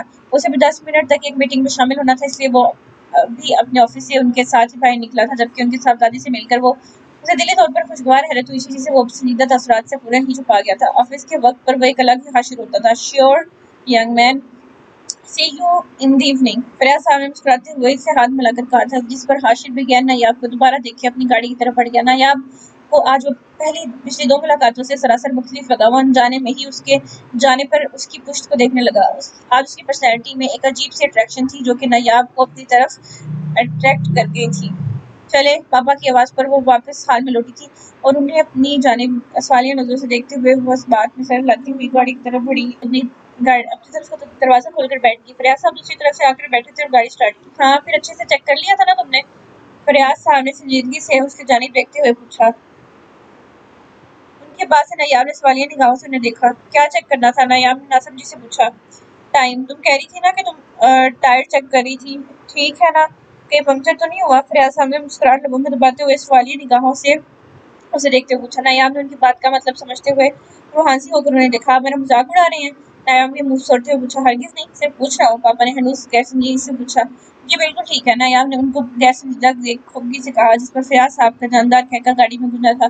तुम मैं असरा से ही कहती थी, तुम वाकई झल्ली हो। पापा ने उसके नाराज होने पर मुस्कुराते हुए असरा की बात याद करते हुए कहा, जो कि उसकी ऊँगी भूंगी हरकतों पर उसे अक्सर झल्ली कहती थी, जिस पर नायाब के माँ बाप भी असरा से पूरा इत्तेफाक करते थे। नायाब तो रोने वाली हो जाती थी अपने माँ बाप को असरा की हाँ में हाँ मिलाते देख। अब क्या हुआ? असरा का नाम लेने पर उन्होंने एक पल में नायाब को संजीदा होते, साथ ही साथ उसकी आंखों में भरती नमी को भी देखा था। उन्होंने सरासर बेध्यानी में असरा का नाम लिया था। मैं असरा को बहुत मिस करती हूँ पापा। आपको पता है, जब वो मुझ यूं झली कहती थी तो मुझे उससे बहुत लड़ती थी, लेकिन अब तो जाने उसे देखे हुए भी कितने महीने हो गए। मेरी शिद्दत से ख्वाहिश है कि वो मुझे वापस मिल जाए, और फिर चाहे वो मुझे सारी जिंदगी झली कहकर बुलाए, मैं कभी गुस्सा नहीं करूंगी। बस एक बार वो वापस आ जाए।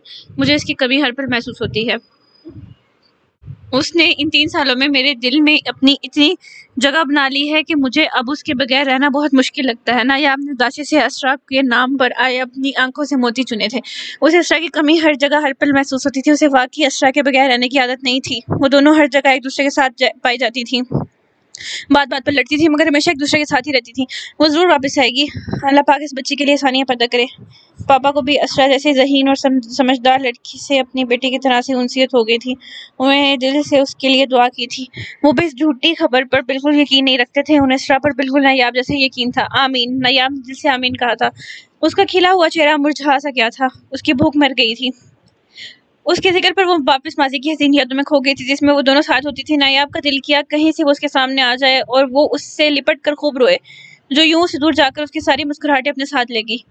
10 मिनट बाद फरियाद साहब उसे घर के बाहर छोड़कर खुद वापस अपने ऑफिस चले गए थे, जबकि नायाब थके थके से बहुत जल्द कदम उठाती घर के अंदरूनी हिस्से की जानी पड़ गई थी। जाकिर के मुजरिमों को सजा मिल गई थी। वो लोग अपने अंजाम पे पहुंच गए थे। इस्माइल साहब को उनका आबाई घर, उनकी जमीनें और उनकी जायदाद बाइज्जत तरीके से वापस मिल गई थी, जिस पर वो अल्लाह का जितना शुक्र अदा करते उतना ही कम था। पुप्पो परेश और कनीज बेगम भी बहुत खुश थी। ना सिर्फ उनके बेटे को इंसाफ मिला था, बल्कि उसके साथ साथ उनका घर और जायदाद भी वापस मिल गई थी। उनकी खोई हुई इज्जत और मुकाम उन्हें वापस मिल गया था। उनके बेटे का खून रायगा नहीं गया था। इंसाफ की ये जंग लंबी थी, तकलीफ दे थी, मुश्किल थी, मगर वो अपनी मंजिल को पहुंच गए थे। सच की जीत हुई थी और बातिल हार गया था। अल्लाह के बाद अगर वो किसी को तहे दिल से शुक्रगुजार थे तो वो साहिर की थे, जिसने वाकई ही उनका बेटा बनकर देखा था। इन लोगों के मुंह से हर रोज हर वक्त उठते वैसे उसके लिए बेशुमार मुखलिस दुआएं निकलती थी, जिससे अल्लाह ने उनका सहारा बनाया था। इस्माइल साहब की फैमिली एक हफ्ते बाद अपने आबाई घर शिफ्ट होने वाली थी। असल इन लोगों को खुश देख खुद भी उनकी खुशियों में शामिल हो गई थी, जबकि उन्हें इंसाफ मिलता देख उसे भी कहीं ना कहीं अब इस शख्स से एक उम्मीद से बंध गई थी कि वो उसे भी इंसाफ दिलाएगा। और खुदा जाने कि उसकी ये उम्मीद, यास, यकीन और एतमाद में कब बदलनी थी। साइन ने उन्हें ये खुशखबरी फोन पर ही सुनाई थी, जबकि वो खुद काम का बहाना करके यहाँ नहीं आया था। इस्माइल साहब की तरफ से सारी कार्रवाई उसने खुद पूरी की थी। पुप्पो ने कल शाम उसे फोन पर एक खास बात का कहकर कल लाजमी आने को कहा था, जिस पर उसे चारों ना चार हामी भरनी ही पड़ी थी। दोपहर का वक्त निकल चुका था, अब शाम होने वाली थी। वो सब लोग लाउंज में इकट्ठे बैठे थे। साहिर इस्माइल साहब के पास सोफे पर बैठा था। पुप्पो और कनीज बेगम उनके सामने टू सीटर सोफे पर बैठी थी। परिशा अभी किचन में चाय की ट्राली में देखकर लवाज मार सजाए लाउंज में दाखिल हुई थी, जहां पर सब मौजूद थे सिवाय असरा आलम के। उसकी गैर मौजूदगी पर जाने की उस साहिर ने दिल ही दिल में शुक्र अदा किया था, क्योंकि वो इससे मिलना नहीं चाहता था और न उसे देखना चाहता था, जिसने पिछले 3 महीनों में उसके असाब पर सवार होकर उसे डिस्टर्ब करके रखा हुआ था। परिशा ने चाय का कप उसकी तरफ बढ़ाया, जिसे उसने खामोशी से थाम लिया। लाउंज में बैठे सबके चेहरे पर सुकून और मुतमईन थे। प्रेशा सबको चाय सर्व करके मिठाई समेत साहिर लाजमा टेबल पर रखती अपना चाय का कप उठाती एक तरफ पड़ी चेयर पर टिक गई। साहिर इनमें बिल्कुल उनकी फैमिली की तरह एडजस्टेड था। परिशे बेटा, सारा को भी बुला लाओ, वो भी आकर हमारे साथ चाय पी ले। परिशे के बैठने पर कनीज बेगम ने असरा की कमी महसूस करते हुए उसे बुलाने का कहा। वो सारा तो सर पड़ती सो गई थी। रात काफी देर तक मेरे साथ पैकिंग में हेल्प करवा रही थी। मैं तो सो गई थी, जबकि वो सारा काम करके सुबह फजर पढ़कर सोई थी। सुबह भी पुप्पो ने उसे जल्दी उठा दिया था, इसलिए शायद उसकी नींद पूरी नहीं हुई थी। परिशा ने बताते हुए हल्का सा मुस्कुराई थी, जिस पर कनीज बेगम ने पुप्पो से एक साथ ही घुरा था, जिसने अपना काम कर उसके सर लगा दिया था। साहिर हनूस लापरवाह सा बैठा अपनी चाय की तरफ मतवजा था। साहिर बेटा, तुम तो मुंह मीठा करो, आखिर को इतनी बड़ी खुशखबरी हमें तुम्हारी वजह से तो मिली है। कनीज बेगम ने टेबल से मिठाई की प्लेट उठाते हुए उसके सामने करते हुए कहा, जिस पर साहिर ने सबसे छोटा पीस उनकी खुशी की खातिर उठा लिया, क्योंकि मीठा उसे कम ही पसंद था, खासतौर पर मिठाई। मगर वो कभी अपनी वजह से किसी का दिल नहीं दुखाता था, उसे दूसरों के दिल रखने आते थे। आप बार बार एक ही बात कहकर मुझे शर्मिंदा कर रही हैं। मैंने जो भी किया वो मेरा फर्ज था, इसका किसी पर कोई एहसान नहीं। वो जब से यहाँ आया था तब से 2-4 बार पुप्पो और इस्माइल साहब उसका बात बात पर शुक्रिया अदा कर रहे थे, जो उसे बिल्कुल अच्छा नहीं लग रहा था। अरे बेटा, तुमने तो अपना फर्ज से पढ़कर किया है हमारे लिए, वरना आजकल के दौर में कौन किसी के लिए साफ नीयत से यूं बेगर्ज होकर ये सब कुछ करता है। पप्पो ने रोहानसी से लहजे में कहा। इस्माइल साहब भी इस बात पर पूरी तरह से इत्तेफाक करते थे। अपनों के लिए सभी सब करते हैं पप्पो, मैंने कुछ अनोखा नहीं किया, इसलिए आप ये बातें छोड़िए और मुझे ये बताएं कि आपने मुझसे ऐसी कौन सी बात करनी थी जिसके लिए आपने मुझे यहाँ बुलाया। साहिल ने नरमी से बात बदलते हुए पप्पो से पूछा जिसके बारे में वो कल बहुत इसरार करी थी। उसके बाद से पप्पो ने एक नजर कनीस बेगम और फिर इस्माइल साहब को देखा था, जिसके बाद वो हल्का सा गला खनखारते हुए बोलना शुरू हुई। बेटा बात तो वाकई ही बहुत जरूरी है। अब फिलहाल सारा की निगहबान तो तुम ही हो, इसलिए उससे मुतल्लिक हर बात तुमसे करनी होगी। दरअसल सारा के लिए एक बहुत अच्छा रिश्ता आया है। फुप्पो की बात अभी पूरी भी नहीं हुई थी जब उनकी बात गौर से सुनते साहिर ने बेतिहानी में चाय का घूंट बढ़ा था, जबकि गैर मुतवक्का तौर पर उनके मुंह से सारा के रिश्ते वाली बात सुनकर साहिर को बुरी तरह अच्छू लगा और वो कप एक तरफ रखता खांसने लगा। ये सब बहुत अचानक हुआ था। सब परेशानी से उसकी जाने मुतवज्जह हुए। परेशान ने जल्दी से उसे पानी का गिलास थमाया था, जैसे फौरन संभलते हुए उसने थाम लिया था और एक घूंट भरकर वो गिलास वापस टेबल पर रख चुका था। क्या हुआ बेटा, तुम ठीक तो हो? इस्माइल साहब ने परेशानी से उसके शाने पर हाथ रखते हुए पूछा, जो वो कुछ लम्हों बाद काफी हद तक खुद को संभाल चुका था। उसकी नाक एक पल में सुर्ख हो गई थी। ये बात साहिर के लिए बहुत ज्यादा गैर मुतवक्का थी, जिसकी वजह से चाय का घूंट उसके हलक में ही फंस गया था। उसकी वजह चेहरे पर इफ्तार से एक पल में सुर्खियां घुल गई थी। वो खुद अपने रिएक्शन पर एक पल को हैरान हुआ था। पप्पो और खदीज बेगम भी बेख्तियार अपनी जगह से खड़ी हुई थी। जी ठीक हूँ, सॉरी, आप कुछ कह रही थी पप्पो? और संभलते ही सबसे एक्सक्यूज करता हुआ दोबारा पप्पो की जाने मुतवज्जह उसे संभलते देख सब मुतमईन वापस जगह पर बैठ गया। पप्पो ने दोबारा बात का आगाज किया। हमारी हमसाई है ना, उसने अपने बेटे के साथ लिए सारा का हाथ मांगा। वो तो सारा को देखती ही फौरन उसका रिश्ता लेने हमारे घर चली आई। उसका बेटा कराची में होता है, वहाँ एक बहुत बड़ी कंपनी में बहुत अच्छे कंप्यूटर की जॉब करता है। महीने के 40-50 हजार तो कमा ही लेता है। मुनीब नाम है उसका, M.Com किया हुआ है, बहुत ही शरीफ बच्चा है, खुद शक्ल है और बड़ों का एहतराम करना भी जानता है। मुझे तो अपनी सारा के लिए लिहाज से मुनासिब लगा। शादी के बाद वो सारा को अपने साथ कराची ले जाएगा। मुझे तो ये रिश्ता सारा के लिए बहुत पसंद आया। तो बता रहे थे कि सारा के माँ बाप भी कराची में रहते हैं। अच्छा है ना, बच्ची के अपने घर में ही ब्याह कर चली जाएगी और फिर हम मुनीब को सारी बात सच सच बता देंगे। मुझे यकीन है कि उसे कोई एतराज़ नहीं होगा। वो खुद वहाँ उसके पेरेंट्स का पता लगा लेगा। पप्पो ने एक एक बात तफसील से बताते हुए कहा। वो इस रिश्ते से बहुत मुतासिर दिखती थी। परीक्षा और कनीज बेगम भी इस बात से पर उनसे मुत्तफिक थी।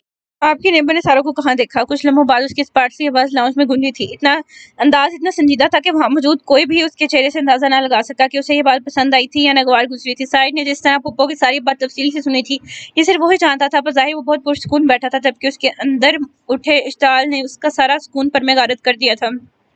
इस मुनीब का जिक्र सुनकर उसे एक पल को सारा के साथ सोच कर ही उसे अपने तरफ से तेज आंच उठती महसूस हुई। अपनी कैफियत को बहुत महारत से छुपाए वो ज़ाहिर संजीदा बैठा था। ये पिछले कुछ दिनों की बात है। सारा छत पर कपड़े उतारने गई तो वही इत्तेफाक से मुनीब और उसकी माँ छत पर मौजूद थे। वही देखा था उनने सारा को। तभी से मुनीब को कि हमारी अम्मी हमारे घर की कोई 20 चक्कर लगा चुकी हैं। पप्पो ने मुबीन सा मुस्कुराते हुए से बताया था। मैंने मना किया था कि सारा को किसी के सामने मत जाने दीजिएगा। ये बात कहते हुए उसने बेख्तियार शिकवा कुना निगाहों से इस्माइल साहब को देखा था, जैसे कह रहा हो कि आप तो हर बात से वाकिफ हैं। इस्माइल साहब एक पल को सर झुका गए। वो मुनीब की माँ को पहली बार में ही मना कर देते, मगर पप्पो ने उन्हें ऐसा करने नहीं दिया था। इस्माइल साहब ने उन्हें बहुत समझाया कि वो कोई ऐसी बात साइड से ना करें, मगर उनकी बहन सुनती कहाँ थी। वो एक्चुअली उसकी कोई गलती नहीं है। पप्पो ने मुझे कपड़े उतारने को कहा और मैंने अनसुनी कर दी, जिसकी वजह से सारा मुझे पप्पो के डांट से बचाने के लिए खुद कपड़े उतारने छत पर चले गई। इस बेचारी की तो वहम गुमान में भी नहीं हो गई ये बात कि मुनीब भाई समेत उसकी अम्मी को पहली नजर में कितना पसंद आएगी। परीक्षा ने खजल सी होती अब उसे पूरी बात बताते हुए कहा। इस मुनीब की जुर्रत पर साहिर ने जब्त नहीं हो रहा था। अनजानी सी जलन महसूस हो रही थी उसे इस शख्स से, जो कि सारा को पहली नजर में देखने के बाद उसे शादी करवाने के लिए मरा जा रहा था। आखिर उसकी हिम्मत कैसे हुई थी वो सारा को नजरें उठाकर देखने की? उसका दिल क्या वो इस शख्स की गर्दन मरोड़ दे? बेटा, वो तो जब से यहाँ आई है एक दफा भी बाई नहीं निकली और ना ही किसी के सामने आई। बस ये सब किस्मत के खेल होते हैं। तभी तो उस दिन वो छत पर चली गई और इत्तेफाक से मुनीब भी छुट्टियों पर आया हुआ था। तुम कब तक एक जवान लड़की की जिम्मेदारी उठाओगी? मेरी मानो तो एक दफा लड़के से मिल लो। और रही बात सारा की, तो उसे हम समझा लेंगे। पता नहीं कब तक उसके पेरेंट्स नहीं मिलते, तो क्या वो यूं ही रहेगी? उसे बेहतर शादी कर ले, उसकी शादी कर दी जाए। कम से कम उसकी कोई फैमिली तो होगी, कोई मुस्तकिल ठिकाना होगा, उसका अपना होगा। उस अब की बार खनीज बेगम बोली थी। उन्होंने नरमी से साहिल को कायल करना चाहा, जो कि बज़ाहिर नजरें झुकाए उनकी बात तहम्मुल से सुन रहा था, जबकि ये जिक्र किस कदर नाखुशगवार था ये उसके अलावा कोई नहीं जानता था। वो खुद भी इसकी अपनी कैफियत से अनजान था। कुछ वजूहात हैं जिसकी वजह से सारा की अभी शादी नहीं हो सकती। पप्पो, बेहतर होगा कि आप उन्हें मुनासिब अल्फाज में मना कर दें। सारा खुद भी अभी ऐसा कुछ नहीं चाहती होगी। और रही बात इसके मुस्तकिल ठिकाने की, तो आप फिक्र ना करें। आप लोगों के निकलने से एक दिन पहले मैं उसका कोई ना कोई इंतजाम कर दूंगा। साई ने बहुत तहम्मुल से उनकी सारी बातें सुनी थी, जिसके बाद वो संजीदगी से हतमी से लहजे में बोला था। यूं जैसे मजीद इस मौजूद पर बात करने का इरादा ना हो। पुप्पो इससे मजीद इसरार करती है, अगर इस्माइल साहब उन्हें रोकते, जिस पर वो खामोश हो गई। एक पल के लिए सब खामोश हो गए थे। कुछ देर बाद लाउंज में फिर से बातों की आवाजें गूंजने लगी, जबकि अब मौजू परिश्य की शादी का था, जिस पर वो सब पहले से शर्माते हुए लाउंज से बाहर निकली थी। पुप्पो और क्रीज बेगम ने आज उसे जबरदस्ती डिनर पर रोक लिया था और खुद वो रात के खाने की तैयारी करने किचन में मसरूफ हो चुकी थी, जबकि साहिर वहीं लाउंज में इस्माइल साहब के पास बैठा उनसे बाकी मामलात पर गुफ्तगू में मसरूफ था। असरा जब छत पर कपड़े उतारने गई तो दूसरी छत पर मौजूद उन माँ बेटी को देख उसने बेइख्तियार ही अपना सर पर दुपट्टा दुरुस्त किया था। उसे बिल्कुल भी अंदाजा नहीं था कि ये दोनों छतें सांझी ही थीं, जैसे 5-4 फीट की ईंटों की बस्ती से दीवार बनाकर दरमियान में पार्टीशन की गई थी। वो खामोशी से सर झुकाए बगैर उनकी तरफ मतवजा हुए कपड़े उतारने लगी। उसी जनरेटर के पास बैठे इस लड़के की नजरें मुसलसल अपने चेहरे पर जमी महसूस हो रही थी, और उसके साथ साथ उसकी माँ की भी, जिससे वो जल्दी से सारे कपड़े उतारते हुए नीचे की जानिब बढ़ गई। उसके तो फरिश्तों को भी इल्म नहीं था कि उसे क्यों घूर रहे हैं। मुनीब की माँ अगले दिन वो चाह से पुप्पो के पास उस लड़के का रिश्ता लेकर आई। पुप्पो ने सारा को अपनी भतीजी ही बताया था और उसके माँ बाप के बारे में यही कहा था कि वो यहाँ नहीं दूसरे शहर में होते हैं। सारा फिलहाल उनकी जिम्मेदारी है। मुनीब की माँ को कोई इतराज नहीं था, वो तो बस इस गुड़िया सी नाजुक लड़की को अपनी बहू बनाना चाहती थी, जिस पर वो उनके घर के 20 चक्कर लगा चुकी थी, जबकि असरा इस सारे मामले में सरासर लाइल्म थी। खिड़की से बाहर नजर आती ये तंगो तरीक गली खामोश पड़ी थी, जबकि इस गली में मौजूद लोगों के घरों से आती रंग बिरंगी आवाजें जरूर इस तंगो तरीक गली की खामोशी में ताश पैदा कर रही थी। वो अपनी पैंट की पॉकेट्स में हाथ डाले दरवाजे की तरफ पुश्त किए कब से एक ही पोजीशन में खड़ा था। वो बज़ाहिर तो पुरसुकून नजर आता था, जबकि उसके अंदर एक तूफान सा आया हुआ था जो कि उसे एक पल सुकून नहीं लेने दे रहा था। वो सख्ती से लबों को पैवस्त किए अपनी इस अजीब सी कैफियत से खुद पर कफा था। उसके जहन में अभी तक पुप्पो की बातें गर्दिश कर रही थी, जो उसे मुसलसल इस तरह में मुब्तला किए हुए थी। ऐसा क्यों था वे खुद भी नहीं जानता था। उसे यूं ही उसका इंतजार करते जाने कितने लम्हे गुजरे थे जब उसे अपने पीछे किसी की आहट महसूस हुई। वो बगैर पलटे भी उस आने वाली हस्ती को पहचान सकता था। वो दरवाजा बंद होने की आवाज सुनते ही वो कुछ तवक्कुफ के बाद पलटा था। जी फरमाएं, क्यों बुलाया आपने मुझे? चेहरे पर बला की संजीदगी लिए वो स्पार्ट अंदाज में उसी से मुखातिब थी। हमेशा की तरह आज भी इसकी शख्सियत मगरूर सी थी, या शायद वो उसके लिए और उसके साथ ही ऐसी थी। साहिर को उसका स्पार्ट अंदाज बिल्कुल अच्छा नहीं लगा था। उसके इश्ताल में इजाफा हुआ। उसने सर्द निगाहों से उसे देखा। जाहिर सी बात है कुछ पूछने के लिए बुलाया होगा मैंने तुम्हें, वरना तुम्हारी शक्ल देखने में मुझे कोई दिलचस्पी नहीं। साहिर का अंदाज नागवार से था। असरा ने एक पल को चौंक कर गर्दन उठाकर उसे देखा था और अगले ही पल वो लंबी कर रह गई। आज से पहले उसने कभी खुद से उसके साथ यूं बात नहीं की थी, इसलिए उसकी ये हैरानी लाजिम थी। वो ब्लैक जीन्स पर डार्क मूंगी फुल स्लीव्स वाली शर्ट में मलबूस था। तने खुबरू नकूश से सजा मगरूर सा चेहरा और शिकनों से सजी रोशन पेशानी उसके खराब मूड का पता देती थी। मुकाबिल की सुनहरी आंखें बेतासुर मगर सर्द थीं। सेम टू यू, असरा ने दांत चचा कर कहा, जिस पर साइड ने खफगी भरी निगाह उस पर डाली थी। मजाल था जो कि ये लड़की कभी बराबर जवाब देने से बाज आ जाती। व्हाइट कैपरी ट्राउजर पर लाइट पिंक कलर की घुटनों तक आती शर्ट में मलबूस, जिस पर एप्लिक वर्क हुआ था। व्हाइट और पिंक हमजाज के रेशमी दुपट्टे को सर पर ओढ़े उसका गुलाबी चेहरा हर तरह से मेकअप से पाक था। बड़ी बड़ी बादामी आंखें अभी कुछ देर पहले नींद से जागने की गुमासी कर रही थी, जो कि उसे मजीद पुरकशिश बना रही थी। इसकी शख्सियत में एक तमकनत सी थी। जब मैंने तुम्हें मना किया था कि तुम इस घर की चारदीवारी से बाहर नहीं निकलोगे, किसी के सामने भी नहीं जाओगी, तो तुम छत पर क्यों गई? एक दफा समझाई बात तुम्हें समझ क्यों नहीं आती?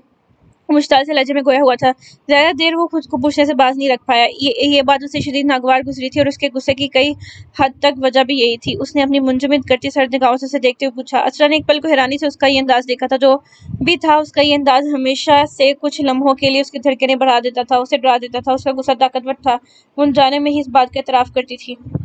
आज की एपिसोड यहाँ पर खत्म होती है। तो अगर अब आपने इस चैनल को सब्सक्राइब नहीं किया तो कर लें, साथ साथ बेल आइकन में दबा लें ताकि जो भी नेक्स्ट आने वाली वीडियोस का वो पता चल जाए। तब तक के लिए अपना ख्याल रखिएगा। अल्लाह हाफिज।